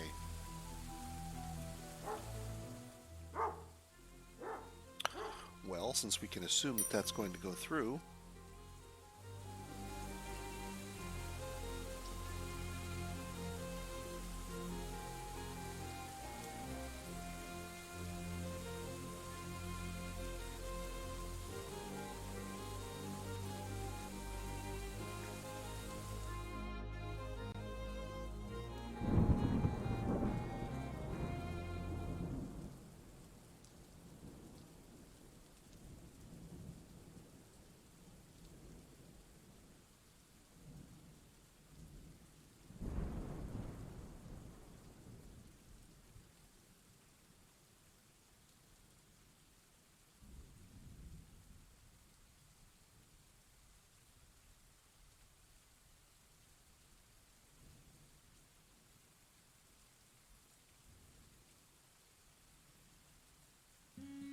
and this is going to be job cancellation central for a minute.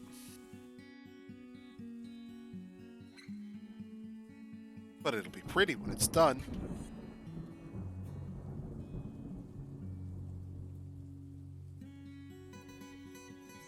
Well, realistically, to have an important trading port, we should probably start with having a barony. You know, so that the things that are attached to us have something to attach themselves to politically as well as economically.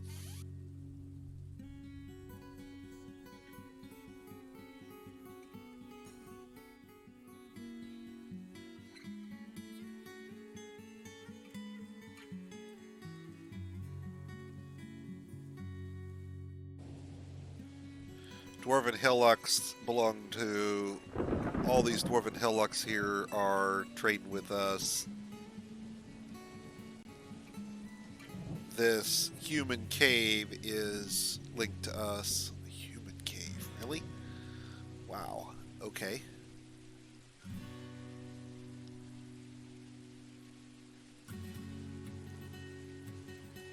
The speckled merc. Huh. And they belong to the Kingdom of Taxing. I'm curious, who do we know that's part of them? We have Anybody part of them? No contact. So realistically, we could try to demand... There's a human cave with that sieve. Wow, are they just like... Curious if...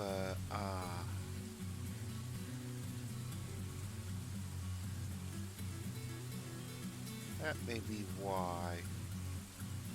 It looks like perhaps the Kingdom of Taxing might be intermixed with the Goblin Civ, so demanding tribute from them to make contact could be interesting.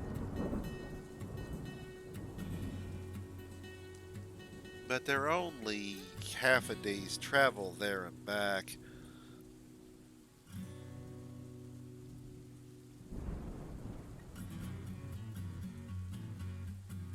And although they are economically linked to us,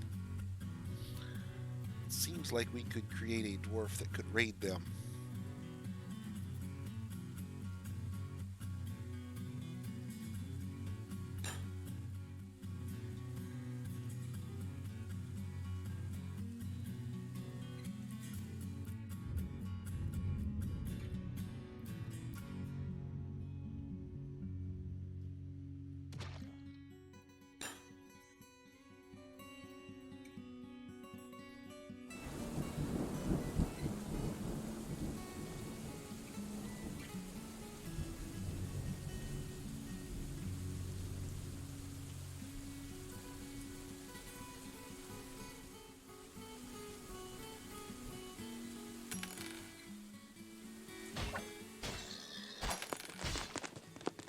And the west branch is already full, remember, or basically full, because it started out as filling from the upper floor down the channel on this side. So now it's just a question of how long those other three branches can hold out. And they'll be full, and then this will start to backfill the main chain. Slowly but surely.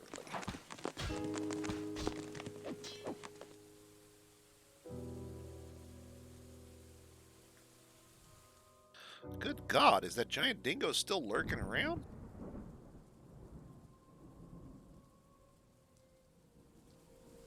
Oh, there's a fucking ton of the giant dingoes lurking around. That's a problem.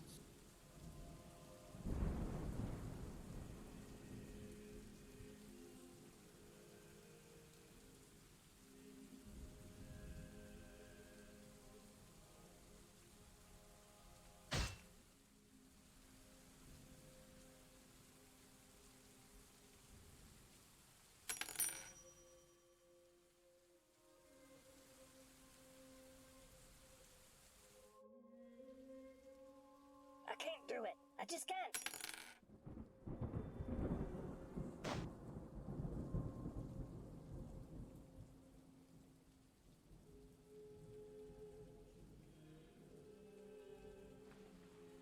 It won't work.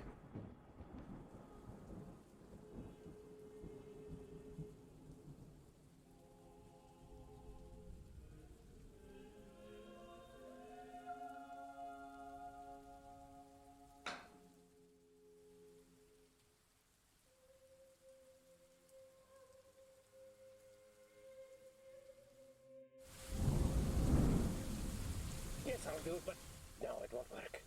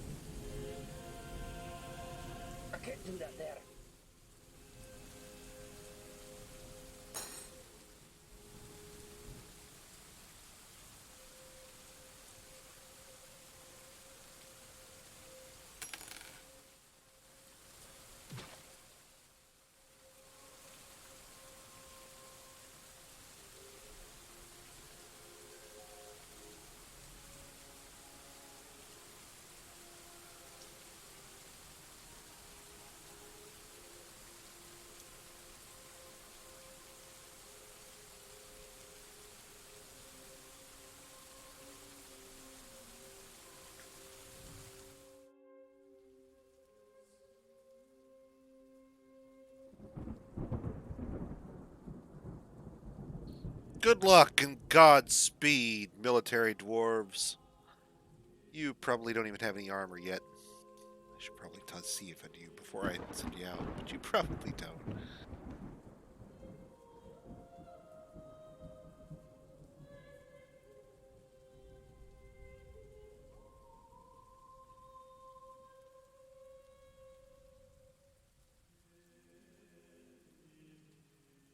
Partial matches across the board, half a squad in each group. Did you see what I did with this thing? Off to battle they go. And if they die, well, we need to build us a new fort anyway at some point, right?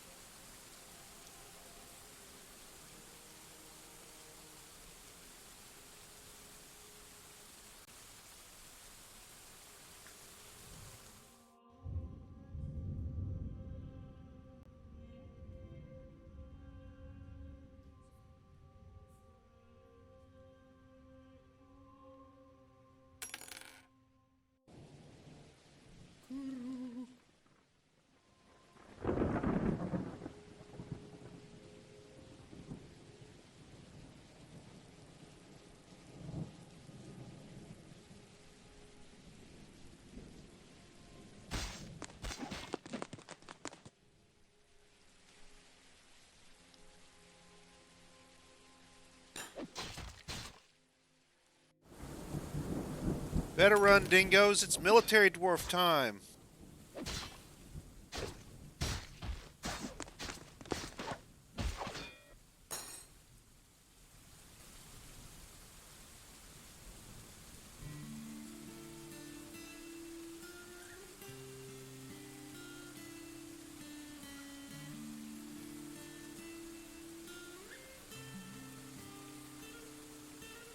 Oh, it ain't looking good now. They've finished off the outliers and they're converging. Sorry, sir, I can't do it. No.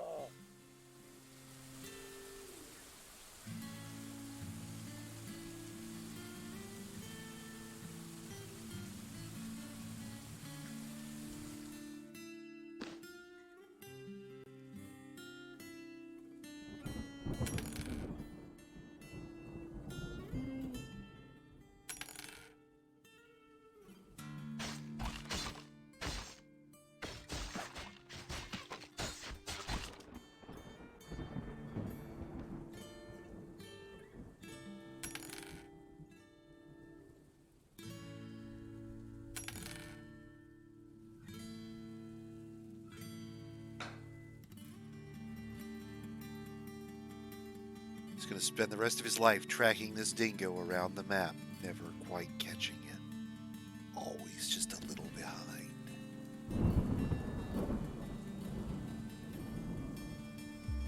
Realistically, if dwarves hunted like humans, this fight would be basically over at this point. The dingo's trapped on the map and it's being pursued by an endurance hunter. Sooner or later, dingo's going to want to stop for water, but the dwarf just keeps coming. An unstoppable robot destined to kill it.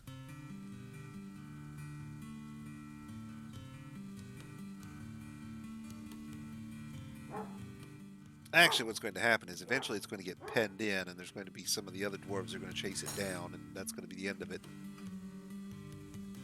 Or they'll corner it. Wow, he's way up in that corner now. Oh, nope, he slipped him. There goes. He's out. He's running. He's free. Oh, nope, the other one saw him. It's over now. Here it comes. Our slowpoke keeps getting in the way. Oh, there's parts everywhere. The humanity.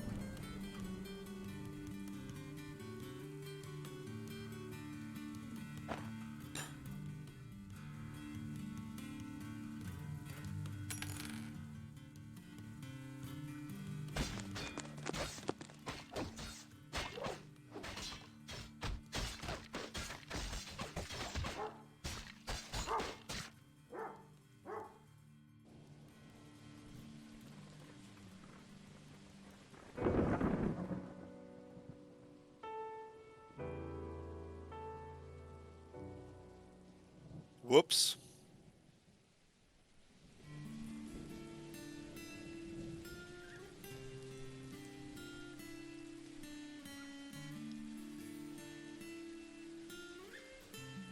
And that's why you don't jump into ponds, kids.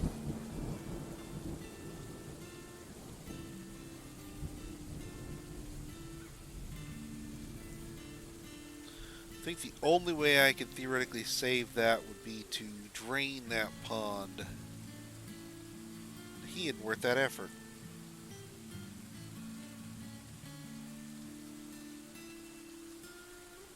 Lycott Ast Stat.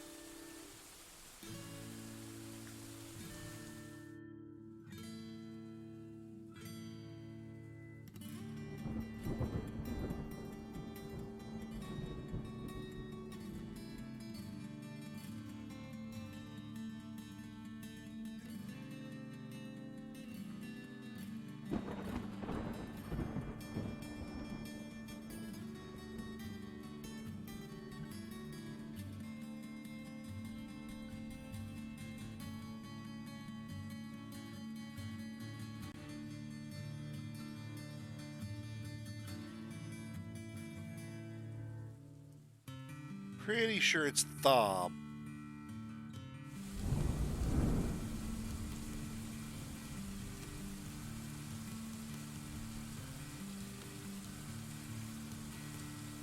Yeah, all the other miners are present. Thob is definitely not present. Okay.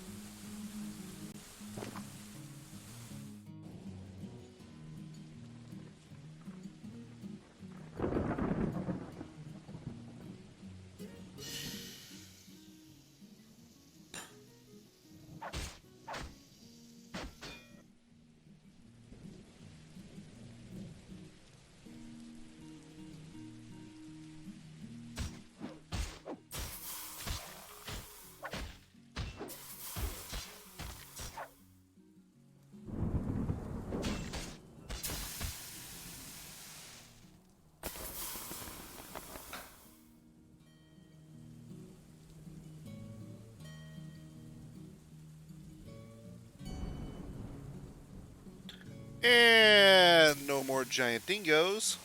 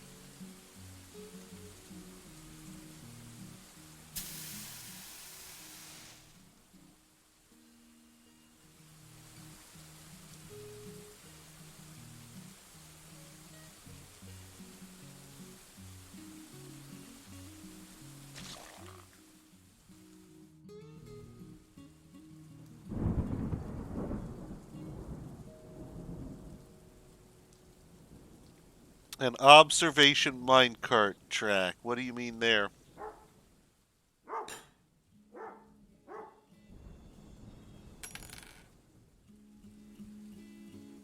Yes, I'll do it, but no, it won't work.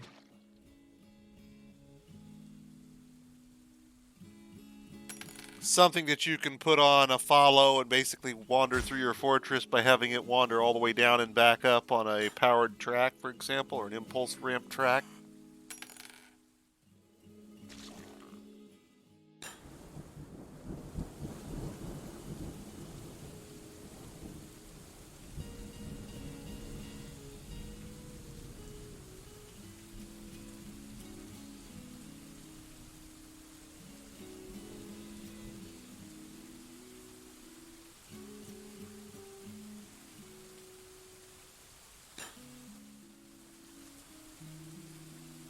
Sir, you can't do that there.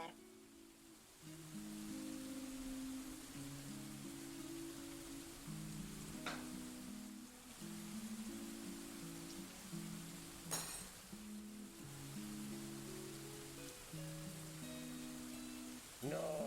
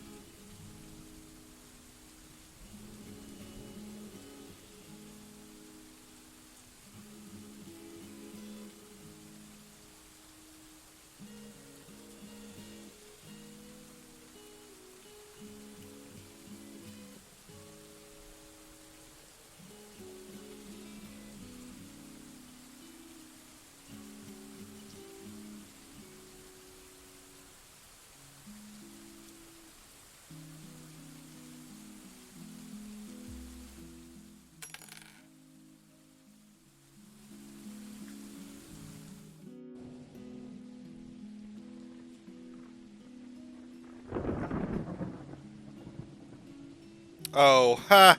No, I've never thought to do that.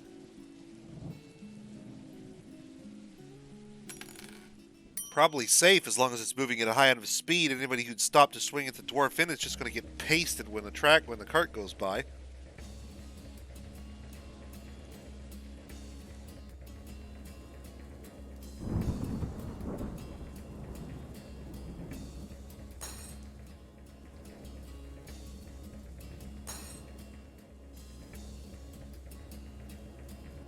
In theory, we won't need a observation minecart. What we should get, if this still works the way it used to, is we will be able to build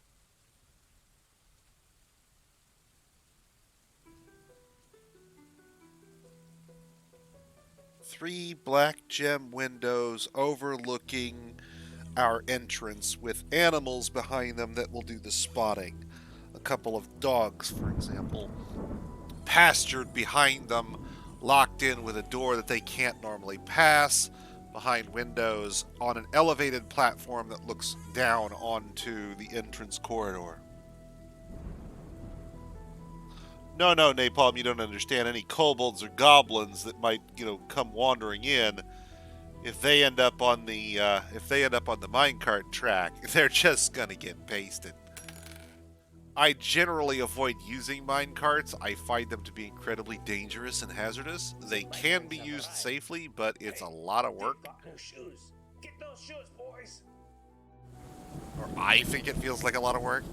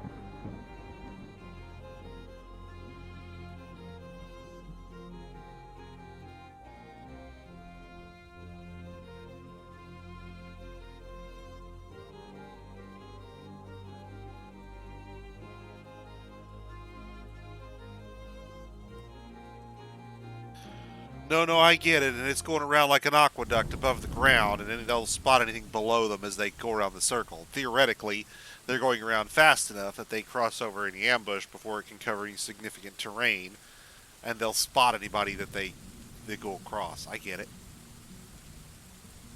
Realistically, I find minecarts to be incredibly dangerous things that should not be implemented unless you know exactly what you have in mind. But you can accomplish a lot of things with minecarts that are difficult or problematic to do other ways. If you want to transport stone long distances, for example, a minecart, especially if it's vertical, your minecart is a good way to do it. Wheelbarrows will work, but they're dwarf intensive, whereas a minecart can be set up to be very dwarf labor friendly, if you will. Yes?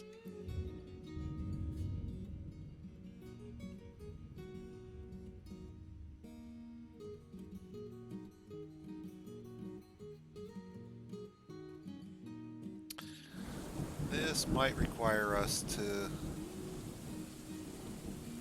start to think maybe the dingo backlog here is going to be problematic. Giant dingoes are fairly large, and if they're butchering them,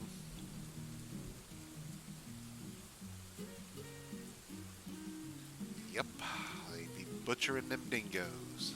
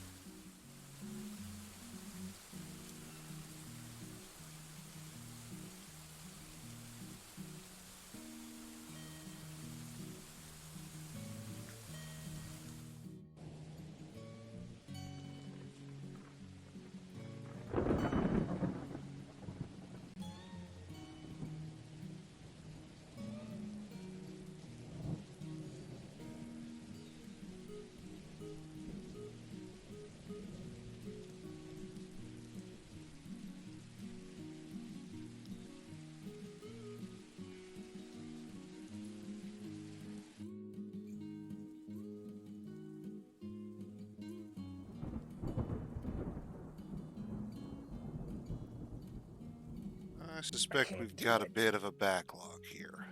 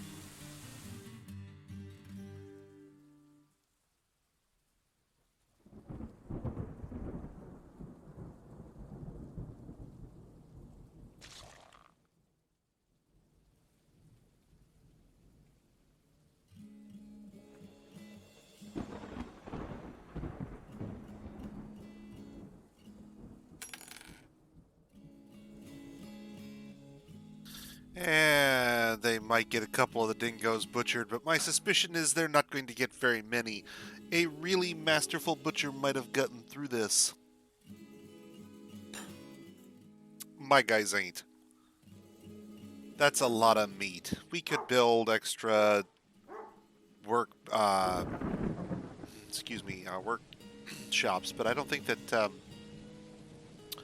don't think realistically we'll get them to do the, try it. I don't think we'll get them to accept the dingo corpses as being in a necessary stockpile, unfortunately, but let's see if we can do it.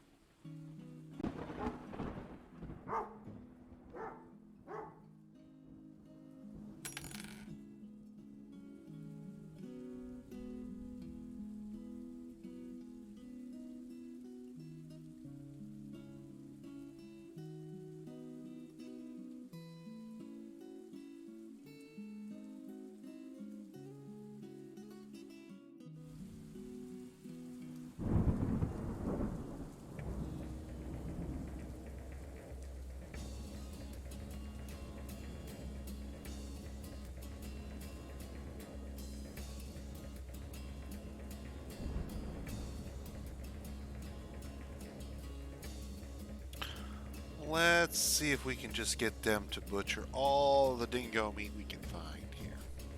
It won't work.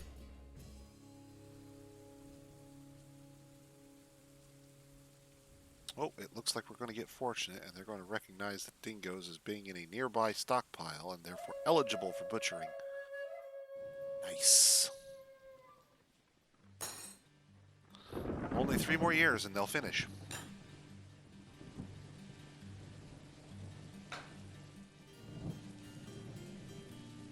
Sir, I hate saying no to you, but no.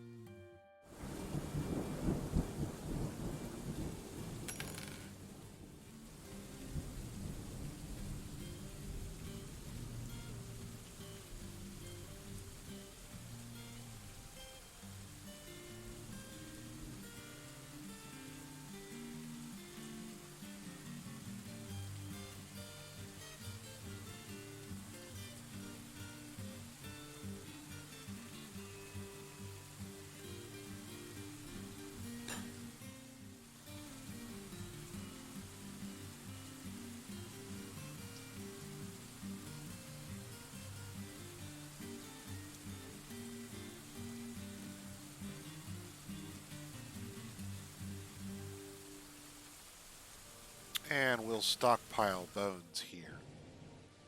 No. That way we know how many we have, and we can know whether we're going to need to make more bolts.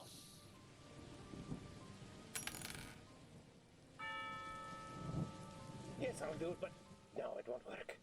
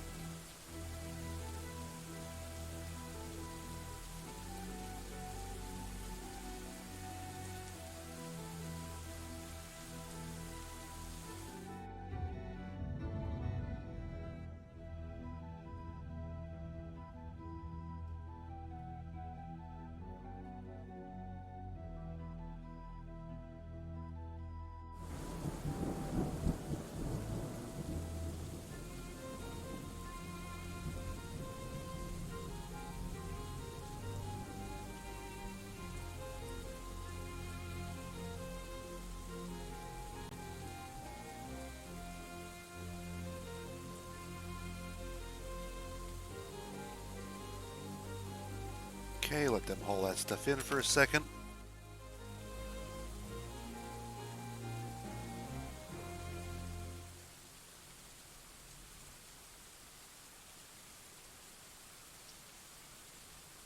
No, no, no, no. No!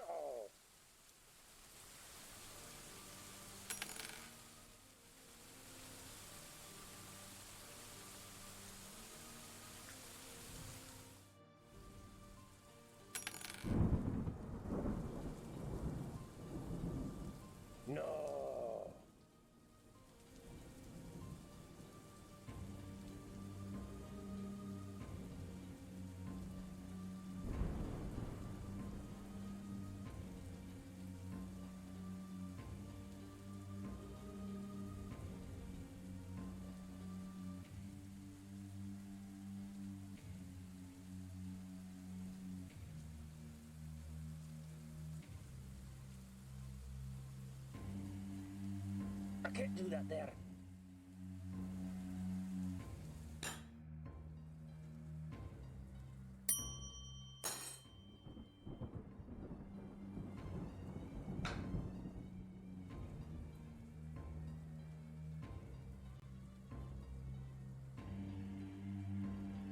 Can't do that there.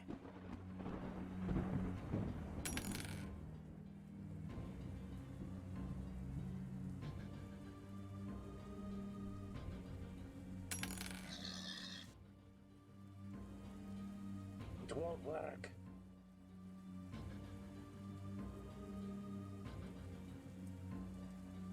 You need to build me something.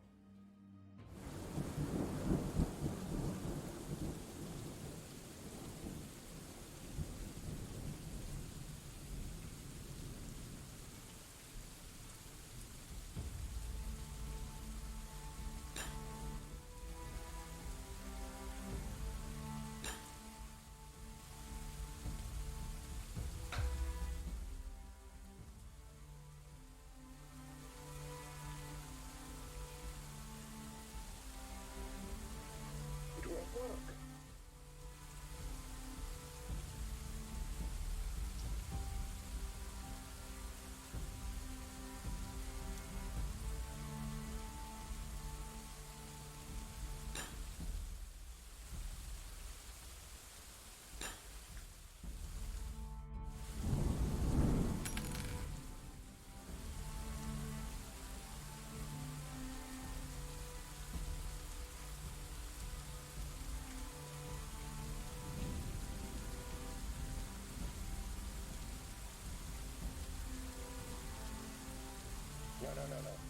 No. No!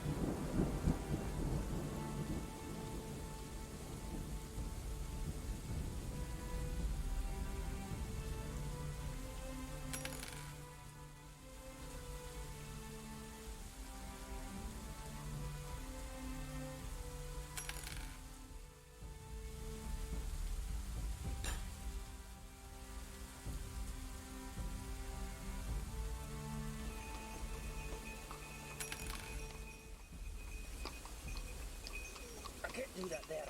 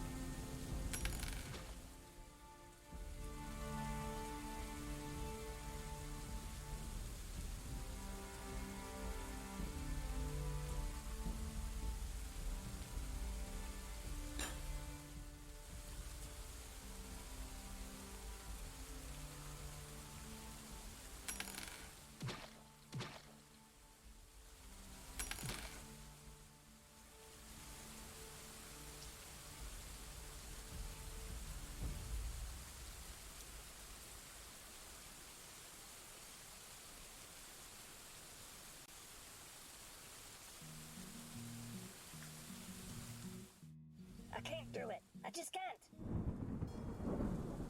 No.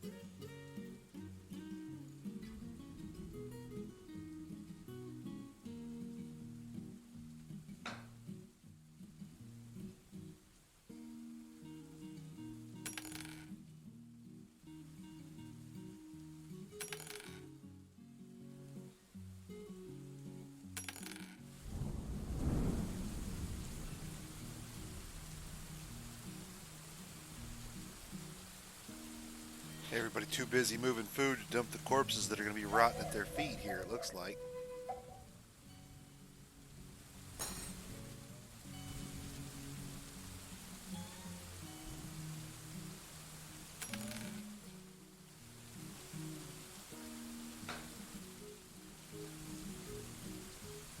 I can't do that there.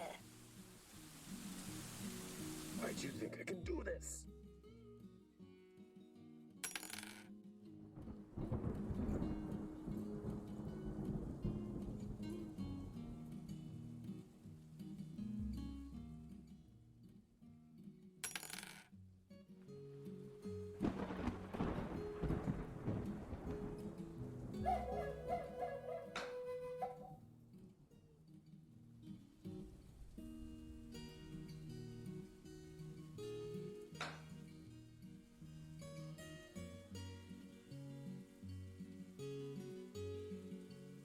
Okay, guys, we're coming up on 11 o'clock here, and I'm going to call it for tonight at 11. We've done 3 hours this evening and another 2 hours this afternoon. For a total of 5 hours today. We'll be back again sometime tomorrow during the day. I can't promise when. And then we'll be back tomorrow evening again at 8 o'clock, like always, for our stream. Ahead of our Extra Life event on Saturday. Don't forget, this Saturday, 24 hours from 8 in the morning till 8 in the morning on the following Sunday. We're going to broadcast Dwarf Fortress with a stream with a fort from scratch for charity. That's right. The purpose of this fort is not just to teach everybody how to play Dwarf Fortress. If you look down there at the bottom below the stream, I'm actually collecting money for local children's hospital. None of this money collected goes to me. I don't get any of it. I don't want it. It's going to help sick kids. That's perfect reason for me. If you have the means, please take a moment, click the link, donate. The kids need you. It helps people like me to be here to do the things that we do. 40 years ago, I was a patient at one of these hospitals.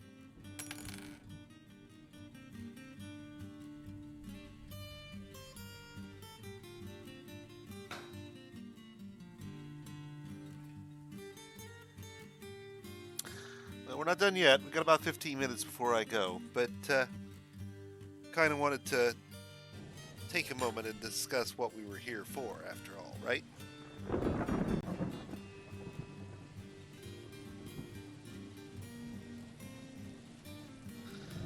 It says someone's coming along to dump that corpse. Let's find out.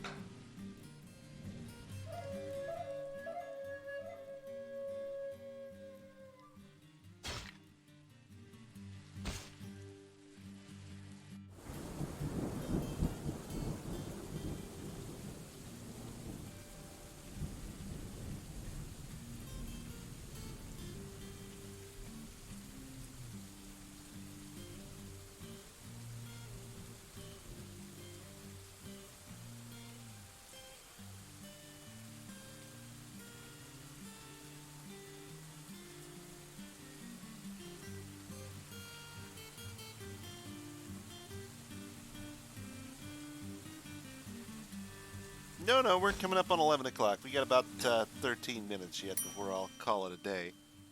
I'm going to get our time in, by golly. It won't work. Nobody's going to accuse me of shirking.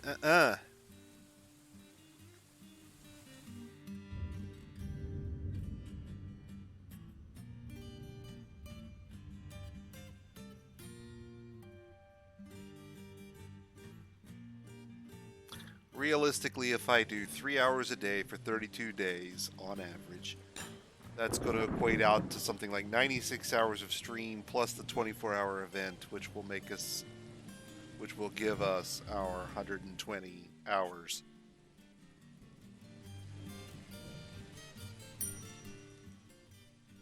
And I think realistically at this point we're running something like an average of almost 4 hours in terms of per session. So we're way ahead of that.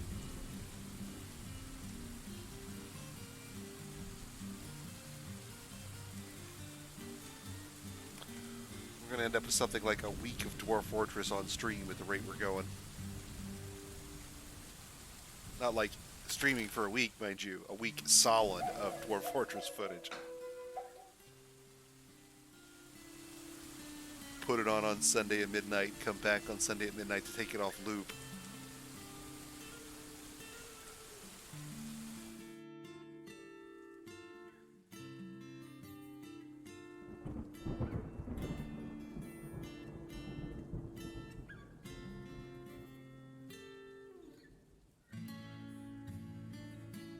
It looks like they are, in fact, going to stay ahead of the miasma. I'm impressed. I didn't think they had it in them.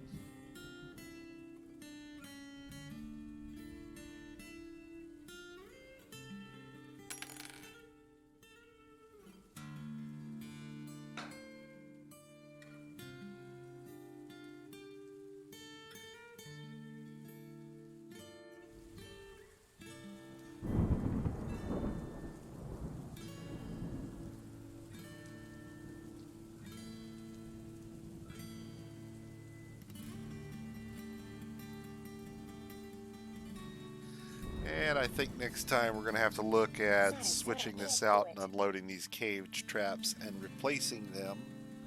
And then tossing the naked mole dogs to the sacrificial pit.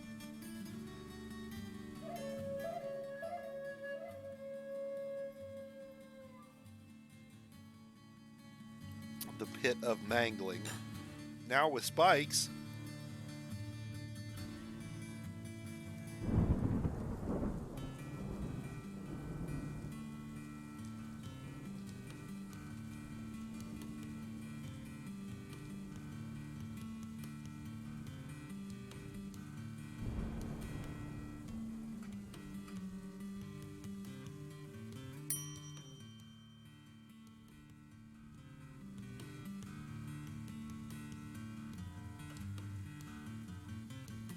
It won't work.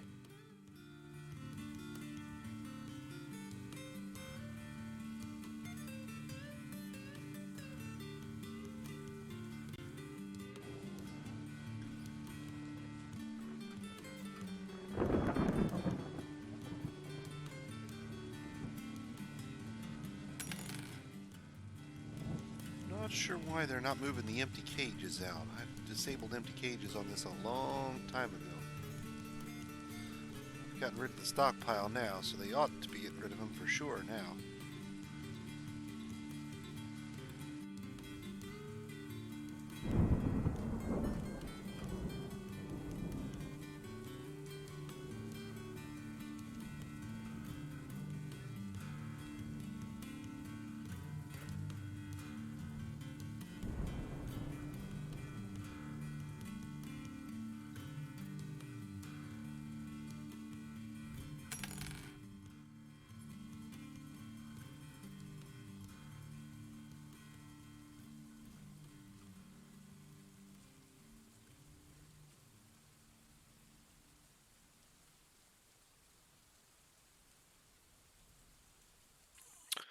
And they'll move our bones down out of the Knackers buildings into here, store them.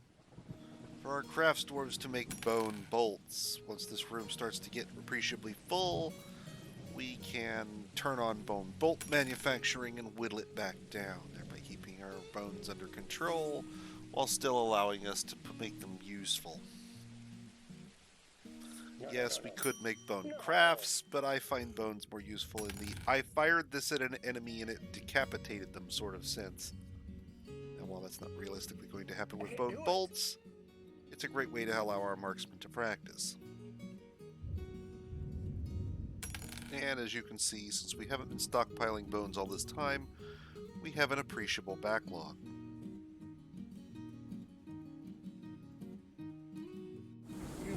You need to build me something. It's for the good of the fortress.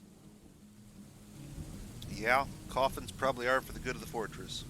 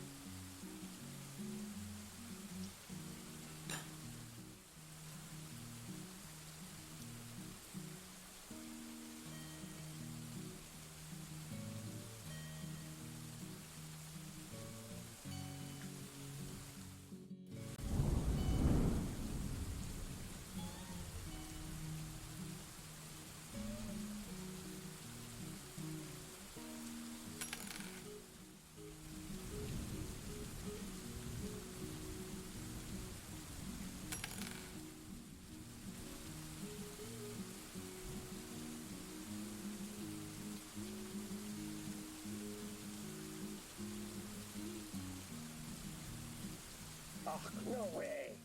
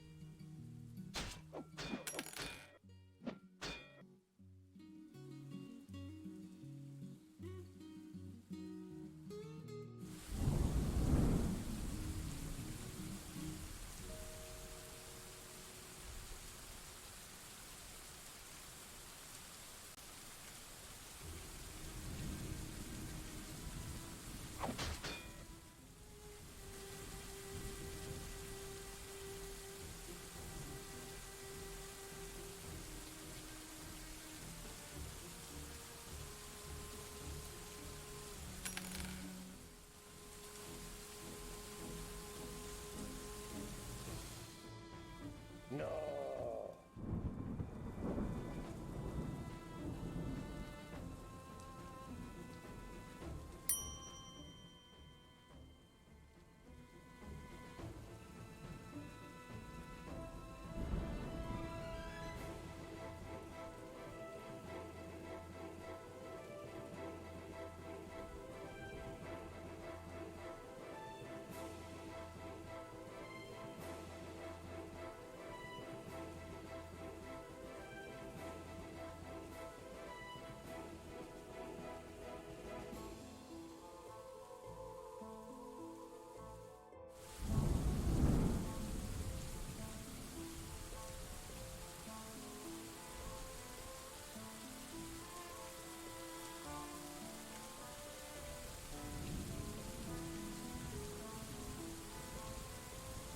No, I can't do it.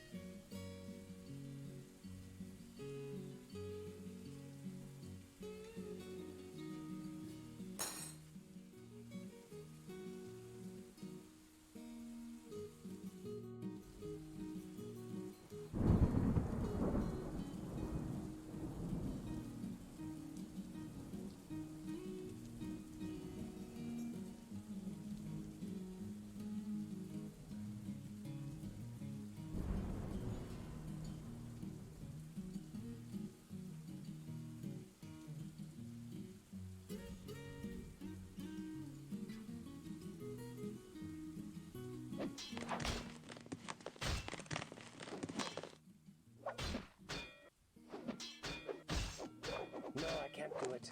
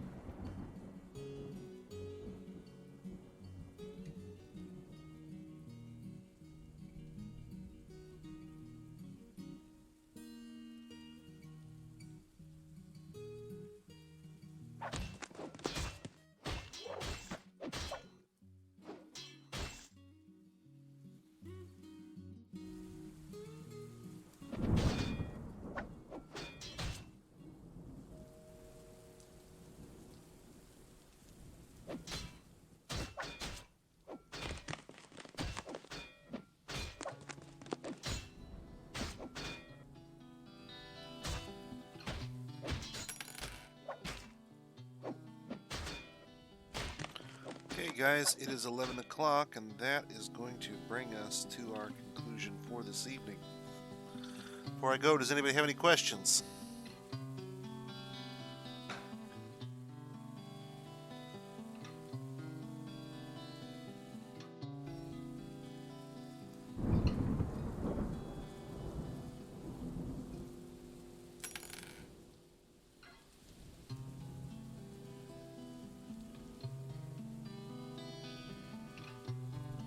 That depends on what you mean. In total or like this?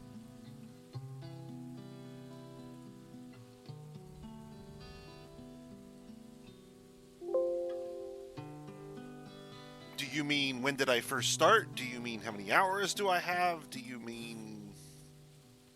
There's a lot of ways I could take how long have I been playing. You're going to have to be slightly more specific. Since 2012 or 2013, if we're counting in terms of years of when I first started playing. I don't really play Dwarf Fortress all that much. I tend to play a large number of other games. I revisit Dwarf Fortress periodically, but since Dwarf Fortress is in constant development, it's nice to revisit it when it's a fresh surprise rather than playing it all the time constantly. Seriously? I play all my games seriously. Like, really. Like, seriously.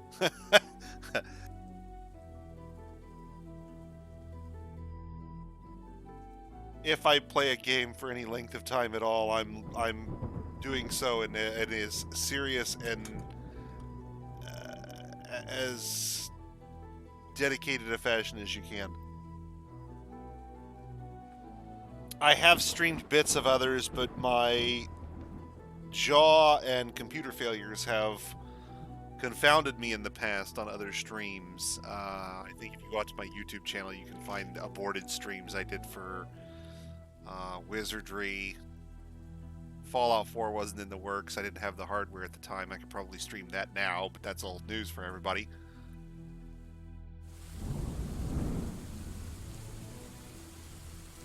I guess I could theoretically be streaming Wasteland 2 and Cultist Simulator, since I'm kind of working my way through those in my own spare time.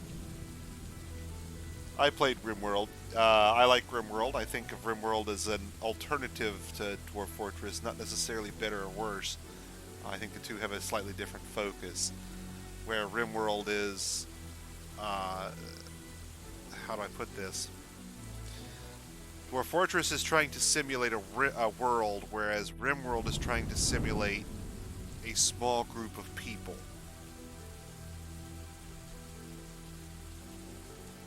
It doesn't dive into the same depth that Dwarf Fortress does, nor is it attempting to. That's not a negative for either of the games. It's a difference in focus. It's the difference between Space Engineers and Empyrean. They have the same niche but different focuses. In Empyrean, your focus is I want to quickly generate ships and run around blowing stuff up, and in Space Engineers, it's I want to feel like I'm solving a problem with things that I build.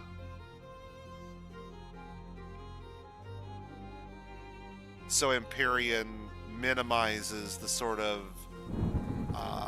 complex physics construction and maximizes the number of gamified elements, NPCs to fight with, you know, enemies and alien critters to deal with. Whereas Space Engineers kind of minimizes those things in favor of, well, how are you going to build a rover to extract the ore, to deliver it back to your base? It's 3 kilometers away.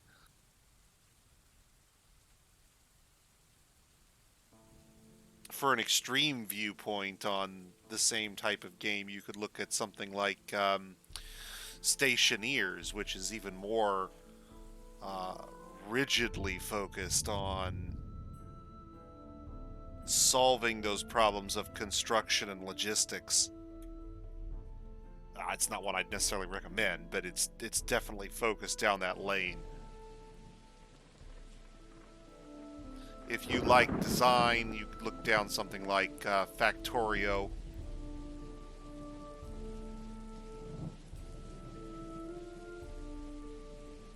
I mean, theoretically, I could stream all of those, I suspect.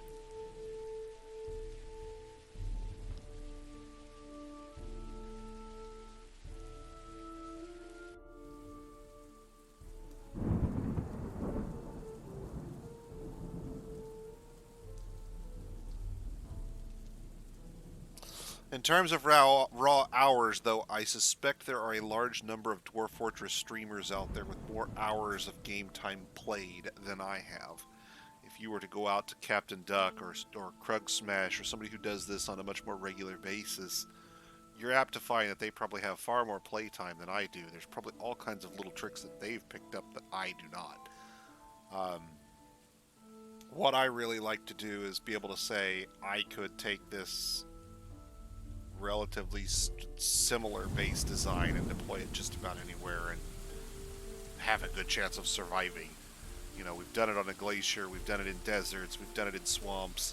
About the only place I haven't demonstrated on stream is a reanimating evil terrain, and the reason I haven't done that is I've kind of personally railed about them as not being particularly sane places that dwarves would normally embark.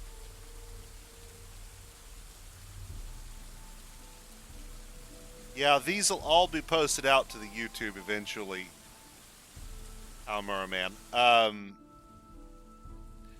I'm not averse to streaming other things. If you look at my, if you go out to the Dwarf Fortress subreddit, you find the posts for my charity drive there. I'm allowing players who donate a substantial sum to the campaign to not only pick what fort I might want to be playing, but also with a sufficiently large donation, I'm willing to consider that, you know, if you want me to stream something else for a while, I'll go play something else. If you want to play something I'm terrible at and get my face pounded in for a while, that's fine, I can do that. I've never had anybody take me up on it because the entire purpose of the stream was kind of to tutorialize Dwarf Fortress, and so to let somebody flip the table over, I'm going to require that they are kicking it in for charity pretty hard.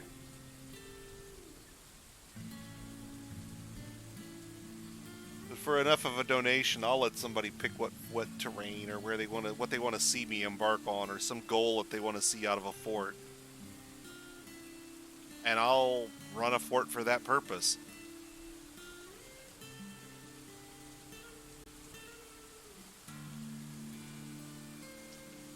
We've done obsidian casting. I'm going to demonstrate magma forging as a means to crank out massive quantities of glass traps. We've been kind of slow to get it set up, but theoretically with this setup we could have dived to magma like in the first year and immediately started setting up our glassworks down there instead of building a charcoal fueled one like we did initially.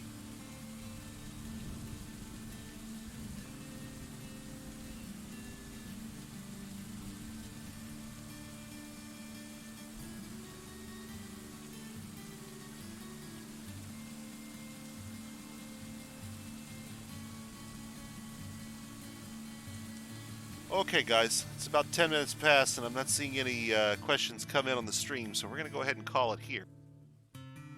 We'll be back tomorrow sometime during the day, and I can't really tell you when because I don't know when yet. But we will be back tomorrow evening at 8 p.m. just like before.